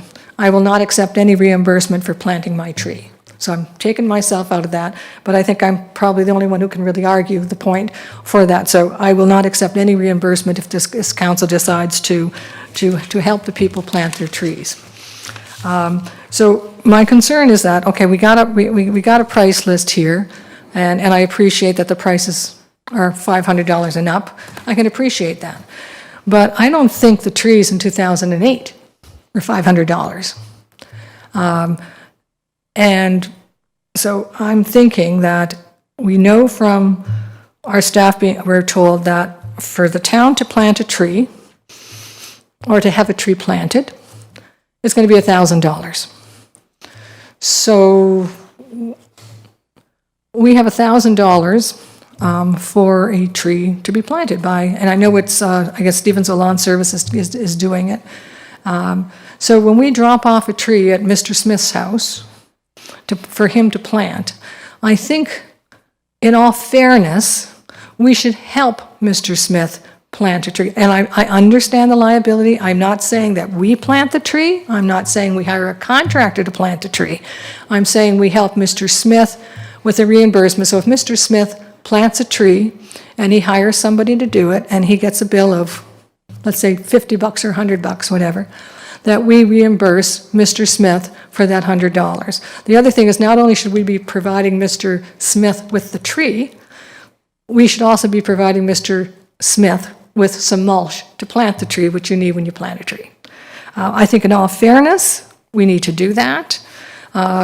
This problem has gone on for decades, and I really appreciate we're trying to clean it up, but we're not there yet. And I'm also concerned that the 14 people, oh no, how many people, there were, okay, other responses. Oh, I had it all written down now, where did I put all my numbers? Of course, now I can't find it. I counted them all too, so I can't find where I put them. I think there was what, about 62 or something people who were contacted that didn't, oh, here it is. Found the numbers. There were 79 people that the town contacted regarding consent, that, no response. 34, the town has planted on the boulevard that we're also doing consent, and there's 14 on this list that are being provided a tree and nothing else. So my understanding is the only thing we did was send a letter to those 79 properties to say, if you want a tree, let us know. And if you want a tree, you can plant it, you plant it on your property, good luck, thank you, and we're all for greenery. I don't think we tried hard enough. Since it's taken us, in this occasion, since 2008 to 2025, I think we can do a little bit better than a letter to the homeowner to say, let us know. I think we need to work a little harder at getting a response than just a letter. The other thing, too, is that if I got I did get this letter. Let's say if Mr. Smith got this letter, and he doesn't have the means to plant it. He's just out of luck. Again, Mr. Smith paid for this tree. He paid for the tree to be planted. So I'm just thinking out of fairness, we should, number one, go back to these 79 people and say, okay, we're going to ask you one more time, or a telephone call. We know the addresses. We know who owns these properties. Call them up and say, hey, we sent you a letter. You haven't responded. You sure you don't want a tree? I mean, it's taken us, 20 years? We can't put a little bit more effort into it? So I'm going to wait for others to comment on this, but I will be asking that we do look at reimbursing the 13 properties who are going to be planting a tree on their own property. We can set a ceiling on it. And the fact that now the trees are costing $500 or $600, that's not the point. They didn't cost that in 2008. So that shouldn't be the determining factor. Thank you. Are there other comments, Your Worship? Yeah, just to follow up on that, do we have some knowledge as to the history of the funds that were being held for these trees? If there was $119,000 in 2009, do we have any, A, can we verify that, and B, would we know how that accumulated prior to then? Mr. Warrior, have you? Probably Mr. Jansen. Or Mr. Jansen, yeah. Planning may be able to confirm more directly on the records that and the timing back from that time. That amount was the earliest number I could find in our systems. It doesn't relate to any report or such. There could have been other, is this working? Could have been other factors where, depending on communication between departments, we could have had spending of collections that were being drawn from some operating accounts and not drawing down that deferred revenue. Not to bore you with accounting terminology, but we were collecting clearly for some program before that in terms of what we recognize in accounting as tree collections, but that could be part of the offset. Of course, at this point, that time frame does predate some of our records retention and so on, so I don't have a lot of information to go by. So Madam Chair, I'm just wondering, there would have been a policy that required a person getting a severance to pay money. There might have been other policies with respect to other things, so that there should be some record that we would have of how this money, first of all, was required to be paid, and then maybe we can figure out how much there was. We now know that there's 190,000, and that's got to be expended. I tend to agree with Councillor Noyes about, sending out a letter and then saying ho hum. We don't know if the letters were received. We just don't know that. So I agree that we could take a second run at some of these letters that were sent out and asking for a response, and see whether that generates anything. I'm a little curious about what the refund would be on a $500 payment. I understand what Councillor Noyes is saying, that if the tree had been planted in 2009 or 10 or whenever, it wouldn't maybe have cost $500. I understand that. But how do we calculate what should be, well, it wouldn't be a refund, but how do we calculate how much we should compensate the property owner? And perhaps she can clarify that, and then we can decide whether we want to do that. This is an information report, and so what we're going to be doing is seeking additional information from staff. Thank you. Yeah. Councillor Noyes. Thank you for that. And I know it's about as clear as mud.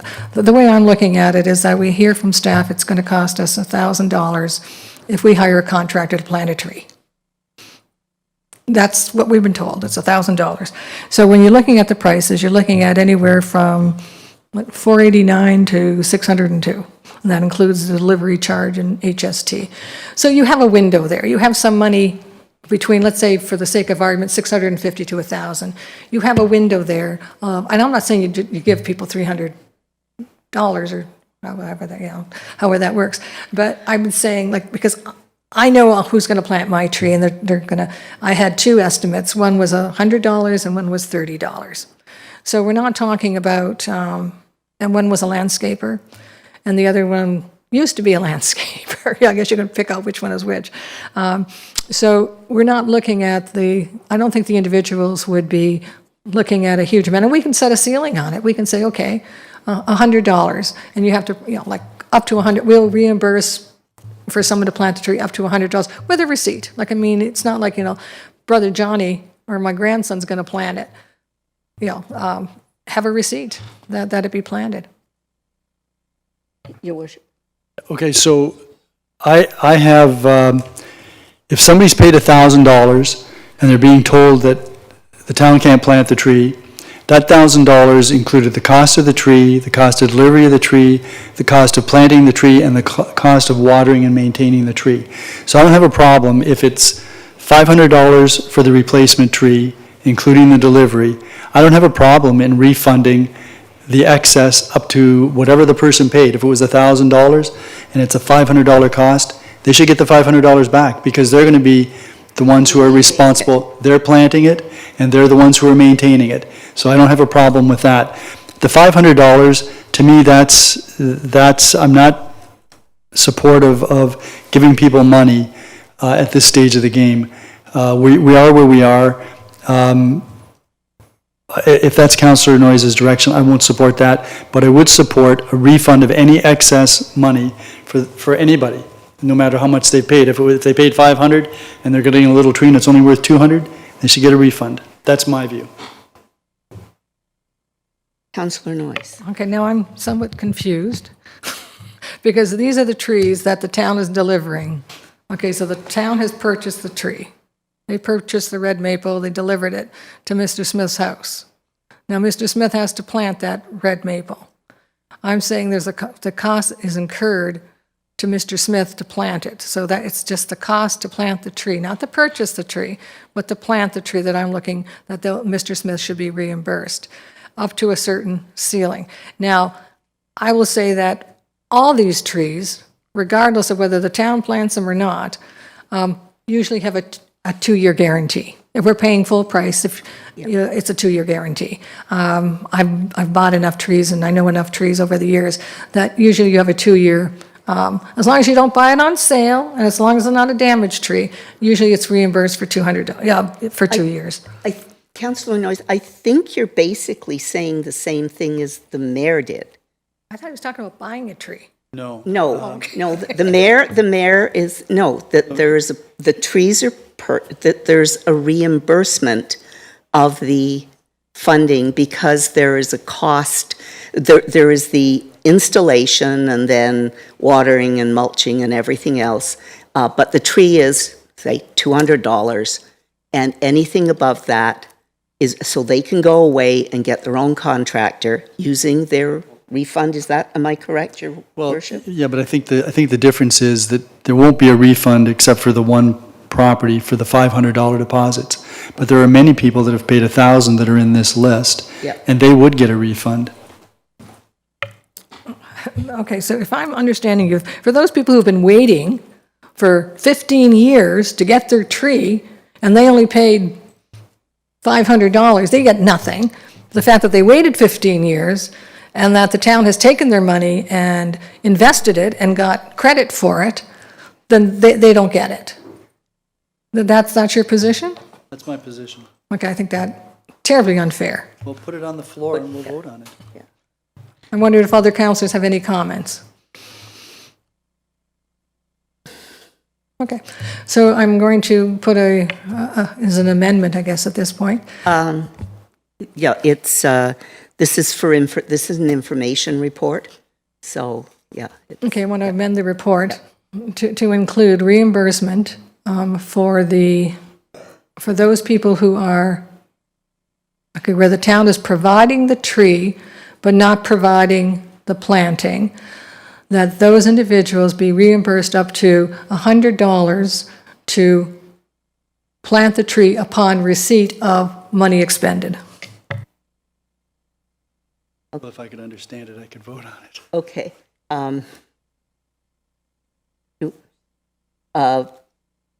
Your worship. Okay, so the problem is this. There is no reimbursement if the money that was paid is less than the cost of the tree. There is no reimbursement, number one. Number two, if I paid far more than $100 or whatever the number is, I should get the full refund for any monies that I've paid in excess of the cost of that tree. So I won't support the amendment because I don't, I think people should be completely reimbursed.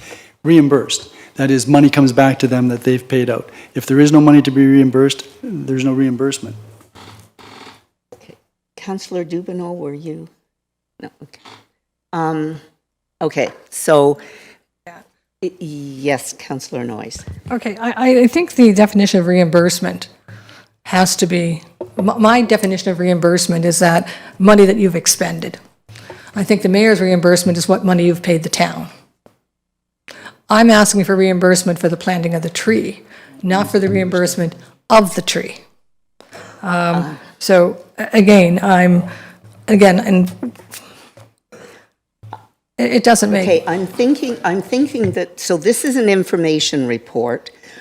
Perhaps what we should do is give direction to staff to actually take a look at what the option of addressing the problem where people have paid whatever amount, and what the current cost of installing a tree or purchasing a tree would be, and then what the whether if they're going to put it, if the situation is that it's going on their property, we can't do it because of liability issues, that they get reimbursed the amount they've already paid to use against their installation of the tree and maintenance of the tree.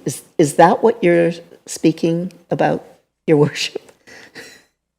Well, I like your idea. I think it makes sense. Then we can get some clarity. The staff has been sitting here. They've heard Councillor Noyes. Yes. They've heard me.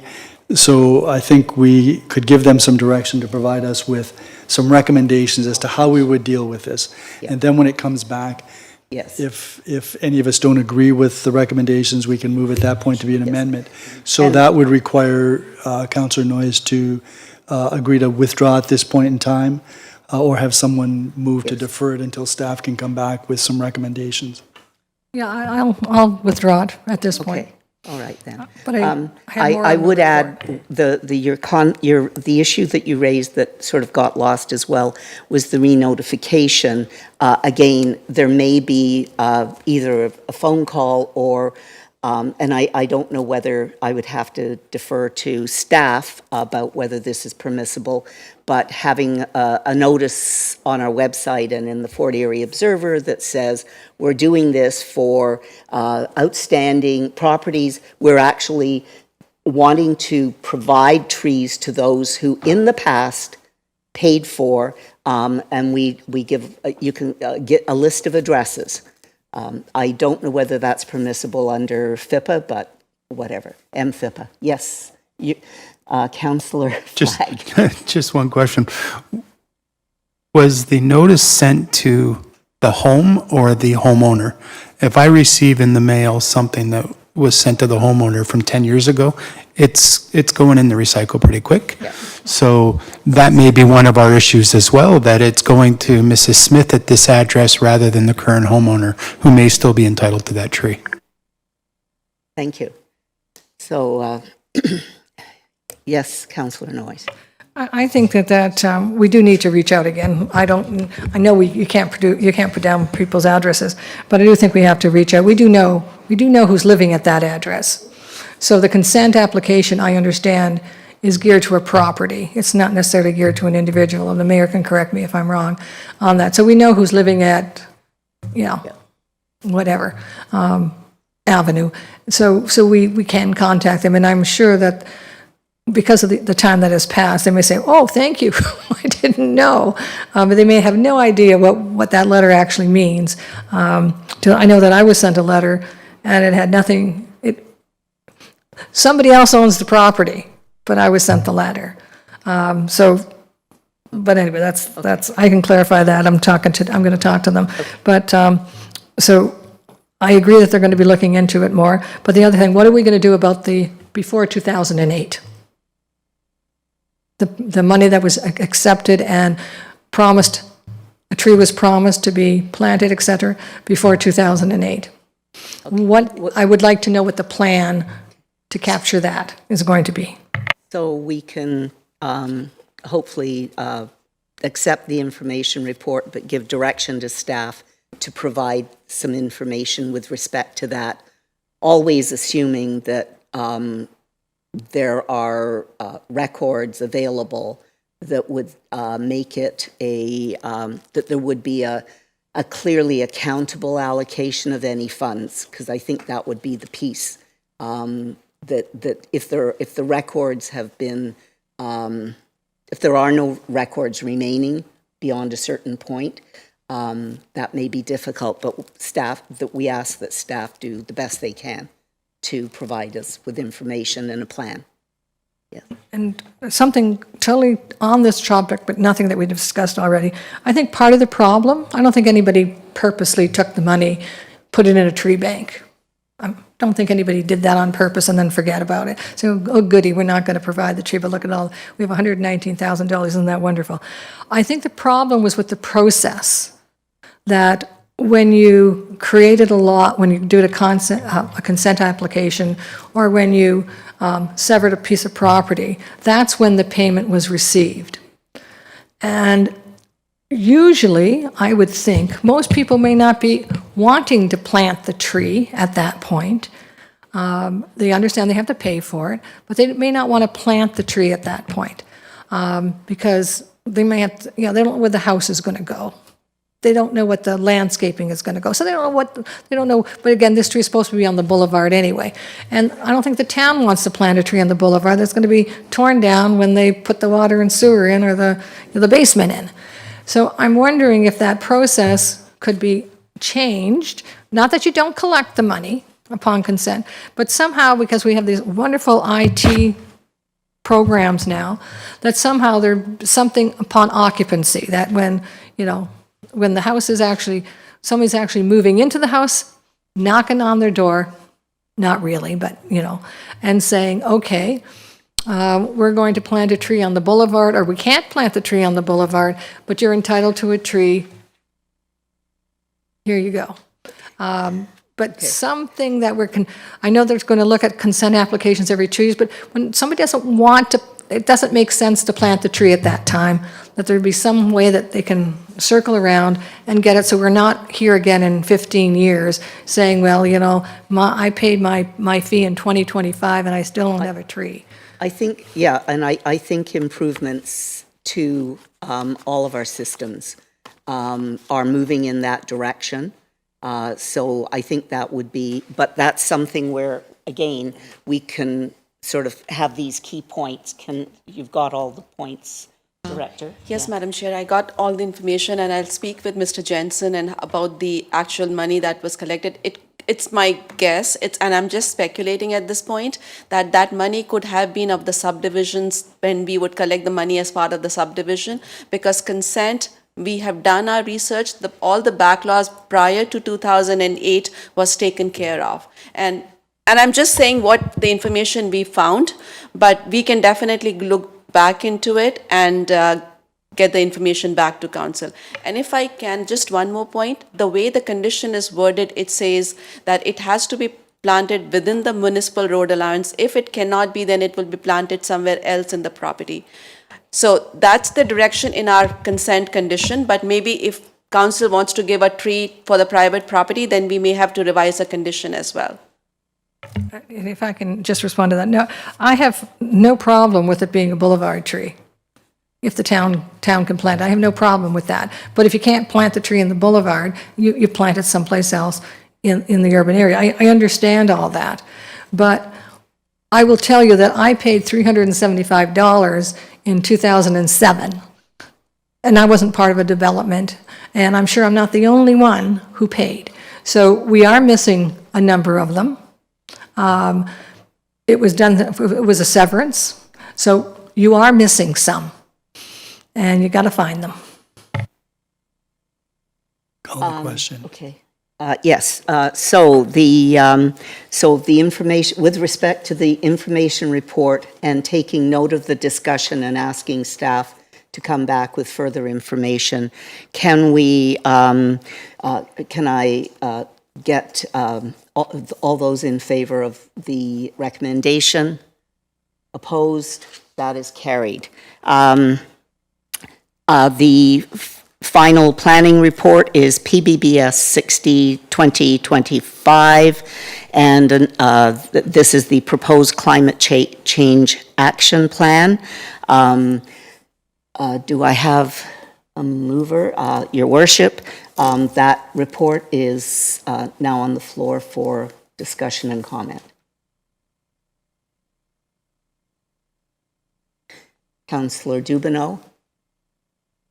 Yeah, thank you very much, Madam Chair. I want to thank staff for bringing this forward. I think it's very important, not just from the perspective of climate change, which obviously is a concern of most individuals, but also just from the perspective of good stewardship and environmentalism in our community and our natural resources, and ensuring that the infrastructure we put in place is going to be resilient and it's going to be last, and that we're not going to be replacing it constantly. I think these are important conversations to have, regardless of the anything else that goes on. I did have one comment, and I'd be remiss if I didn't bring this up, because I have a lot of concerns about this in general and where it has led, but the actual action plan mentions declaring a climate emergency for the town of Fort Erie, and I get the intent to bring awareness to the issue, but I'm very concerned. Well, first of all, I don't think it belongs in a policy. I think this is something that needs to be discussed at a council level, needs to be brought forward. During the presentation earlier, there was discussion that this was a living document. So if it's a living document, it's something that's intended to be changed. This is something that can be put in there later if council decides. I'm a little concerned that it kind of binds us to a certain way without having a fulsome discussion first. But regardless of that, I've personally, and maybe others feel differently, but I'm personally concerned about what we define as an emergency, and the individuals who, when they hear that word, what happens. Now, I've always been of the opinion that if you hear the word emergency, whether you're ducking and covering, whether you're getting in the house because a storm is coming, it means something that you have to do right away, because if you don't, you could get severely hurt or your property could be damaged or whatever else. And so, when you hear about climate emergencies, you hear about, homeless emergencies, you hear about eclipse emergencies, as well intended as they are, I think it misses the mark on what the actual need for what that term is. I'm concerned that when we do this, when we have an actual, life and death situation like the Christmas blizzard or the Halloween storm, when people are constantly bombarded with everything is an emergency, everything is an emergency, everything is an emergency, when an actual emergency comes up, something that could harm you if you are caught out on the road when it hits, it may lead to individuals tuning it out.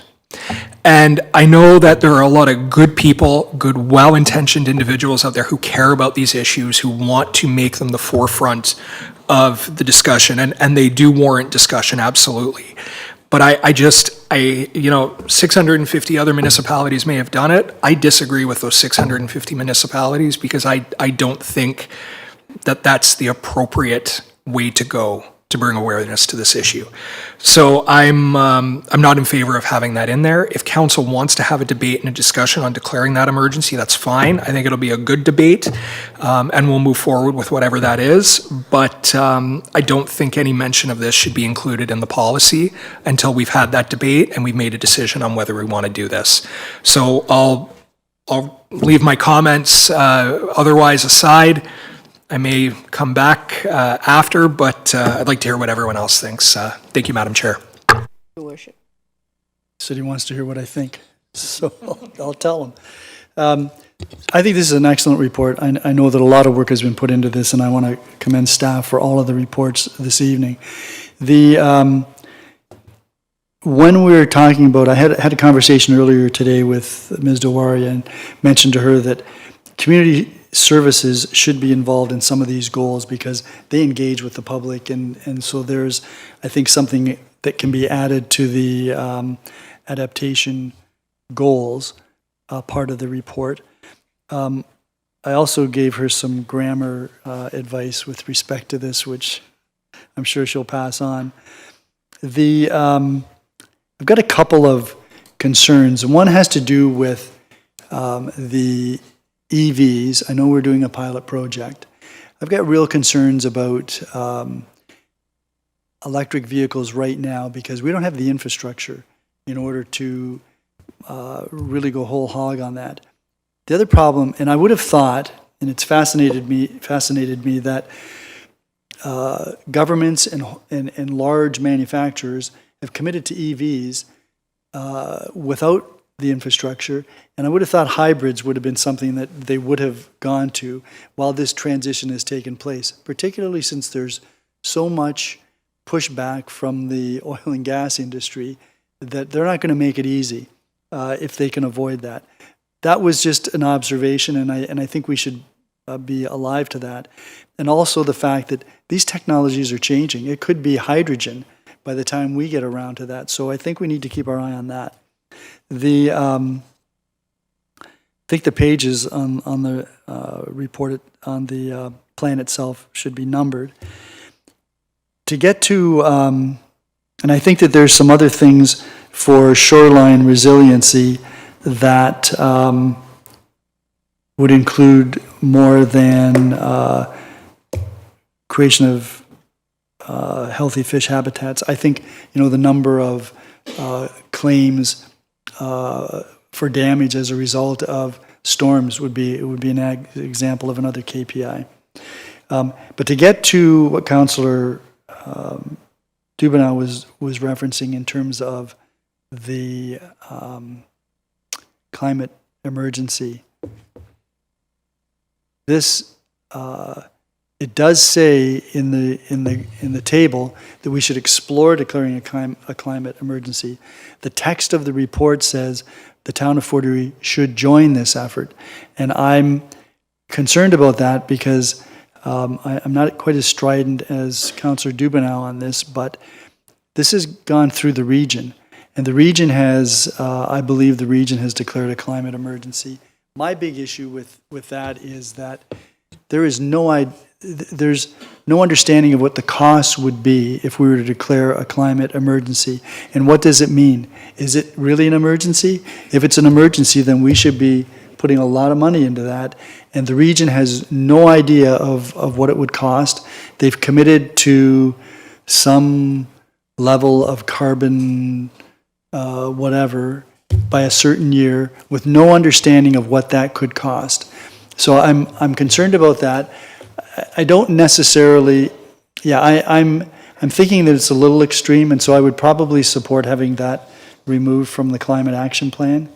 Although I think we need to appreciate the seriousness of what's happening with our climate, and a community like Fort Erie, which is on a lake shore at the end of a lake, at the east end of a lake that suffers a lot of southwest winds.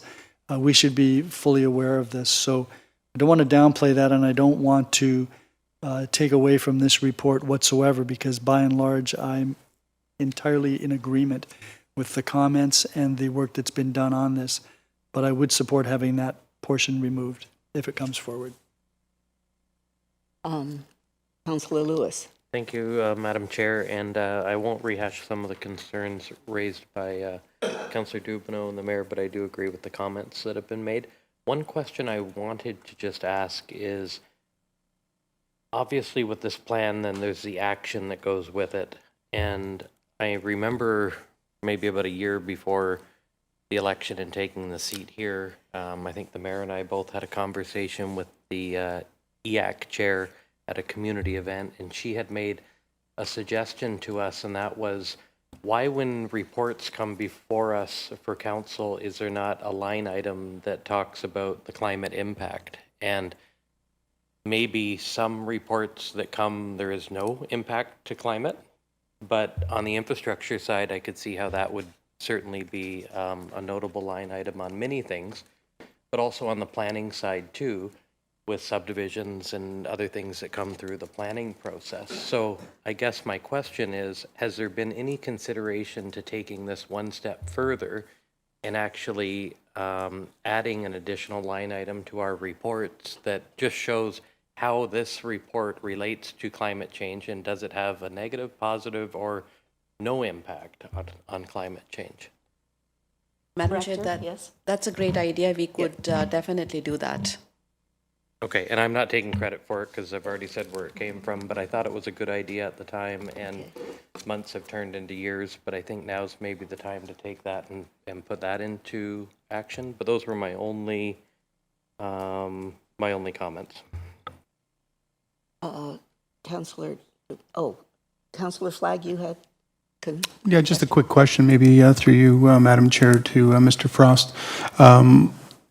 This references our vehicle program for battery, but are we still running two-stroke and four-stroke small engines in the parks and so forth? And is there a movement afoot to replace those with battery-operated? Through you, Madam Chair. Per my understanding, we're still just running the two-stroke and four-stroke. We can definitely look into replacing as things come up for renewal if the battery is an option.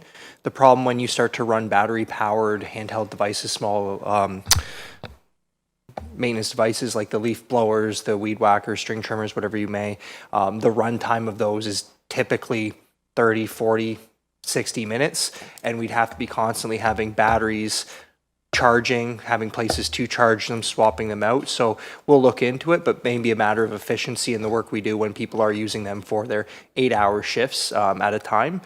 But we can definitely look into it. I understand. There's certainly large companies that have found efficiencies with those, and they've been able to utilize the outlets in the trucks and so forth to charge the battery. So just something for us to look at. Councillor Dubanow. Yeah, thank you, Madam Chair. I am going to move an amendment related to Section 7 on exploring the climate emergency, but I just want to make one quick comment first.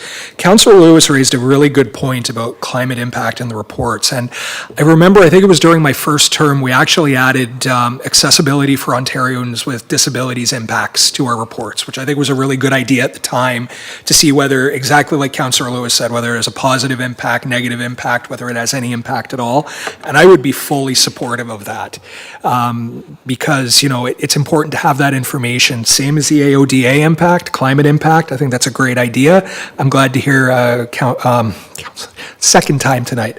Ms. Del Loria actually is in favor of that, putting that forward. So I think that's good. But Madam Chair, I am going to move that we remove item 7, explore declaring a climate emergency for the town of Fort Erie and references to it.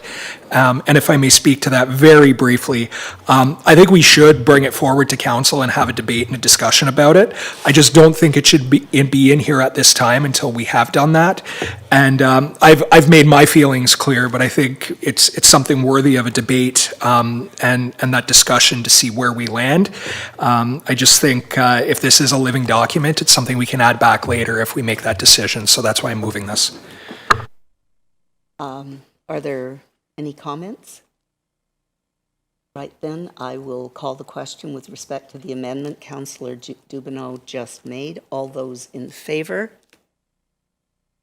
All those opposed? That is carried. Are there any further comments on this item? Then I will call the question. All those in favor of the report as amended? All those opposed? Carried. So that brings the number of reports under discussion tonight to an end. Now, are there any new business inquiries?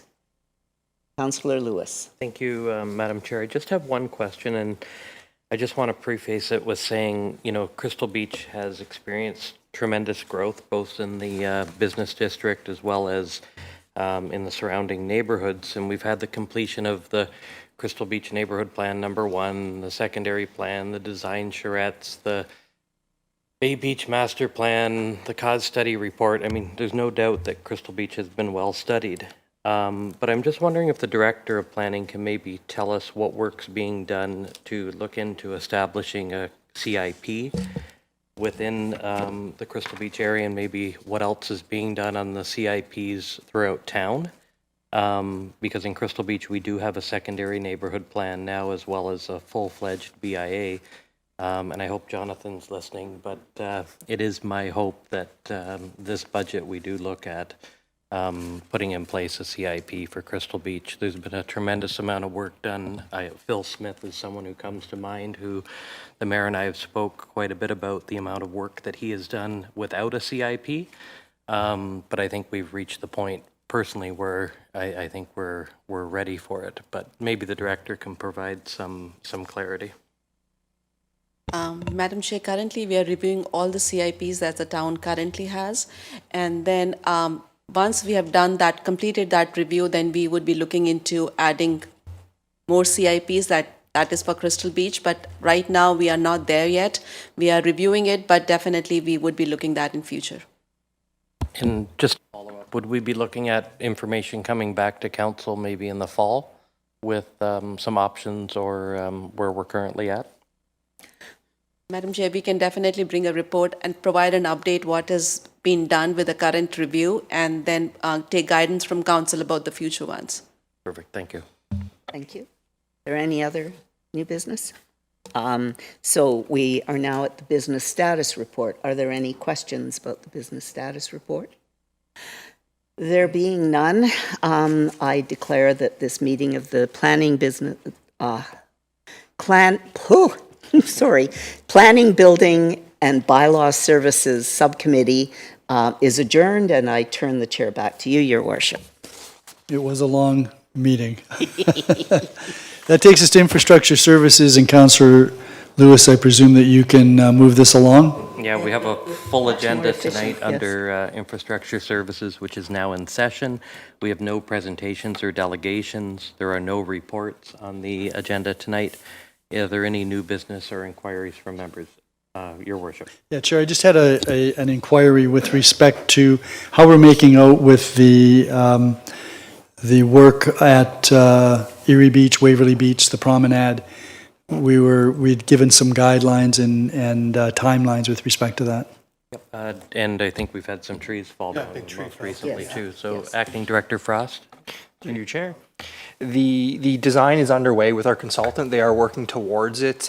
There was a few hiccups I think they had to sort out with some of the past archaeological studies that were done for it, but they are well advancing through the design, and we have weekly check-ins with them. So it is moving, albeit not as fast as hoped, but we are definitely pushing it forward, and our consultant has advised they have a bit of extra capacity now to dedicate more time to it as well. So, Your Worship. Good, because time is marching on. Anything further? No? Councillor Noyes? Yes, I just want an update on the Black Creek Road culvert.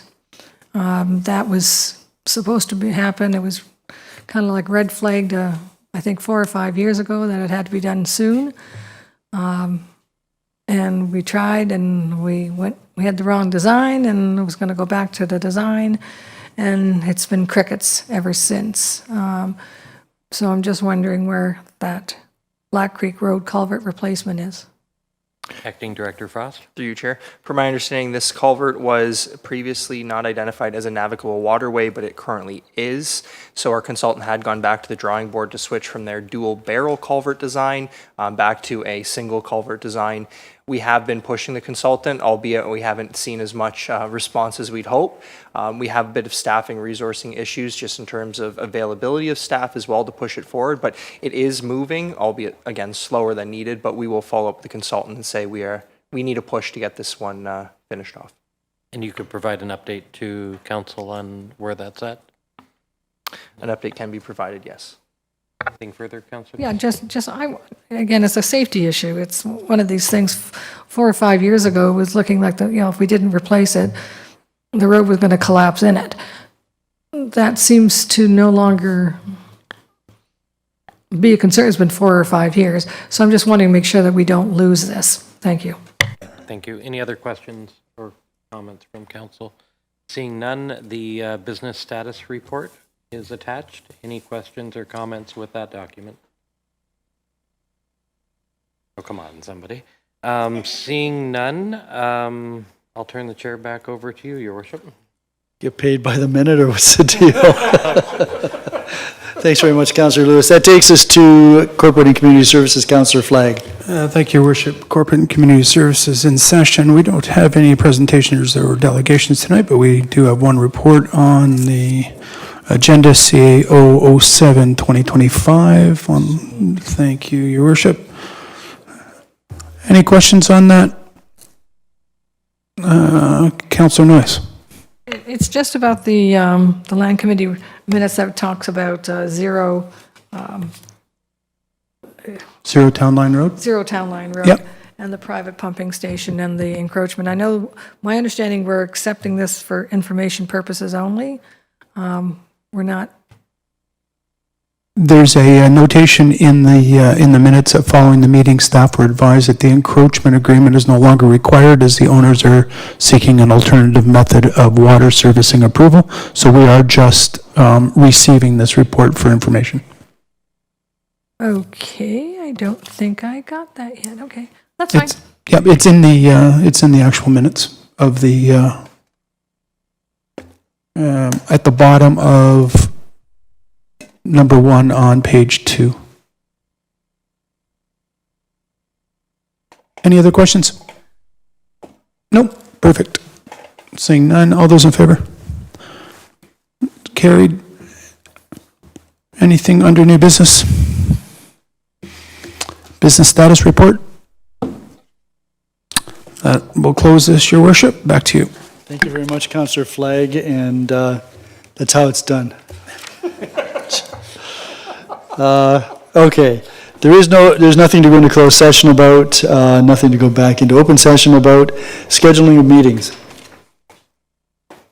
Councillor Lewis. Wednesday of this week, there is a Crystal Beach BIA meeting at the Crystal Ridge Library at 6 p.m. And that would be on the 13th? That would be the 13th. Any others? Councillor Dubanow. Yes, Your Worship. The Museum and Cultural Heritage Advisory Committee has a meeting on Wednesday, August 20th at 1 p.m. Looks like it'll be here in Town Hall in Conference Room 1. Thank you. Any others? Councillor Noyes. The SPCA meeting is on Thursday, August 28th at 5:15, and it's going to be at Beachcombers. Okay. Any other meetings? I should say that Councillor Lewis and I will be at the Association of Municipalities of Ontario Conference next week. The festivities there start on the Sunday and they go through until the Wednesday. We have 6 or 7 meetings with ministers or parliamentary assistants and other organizations, so it should be a very busy few days. Councillor Dubanow, would you like to move an adjournment? I would, Your Worship. I'd like to move that council and committee adjourn at 8:19 p.m. this evening. All those in favor? That is unanimous. Thank you.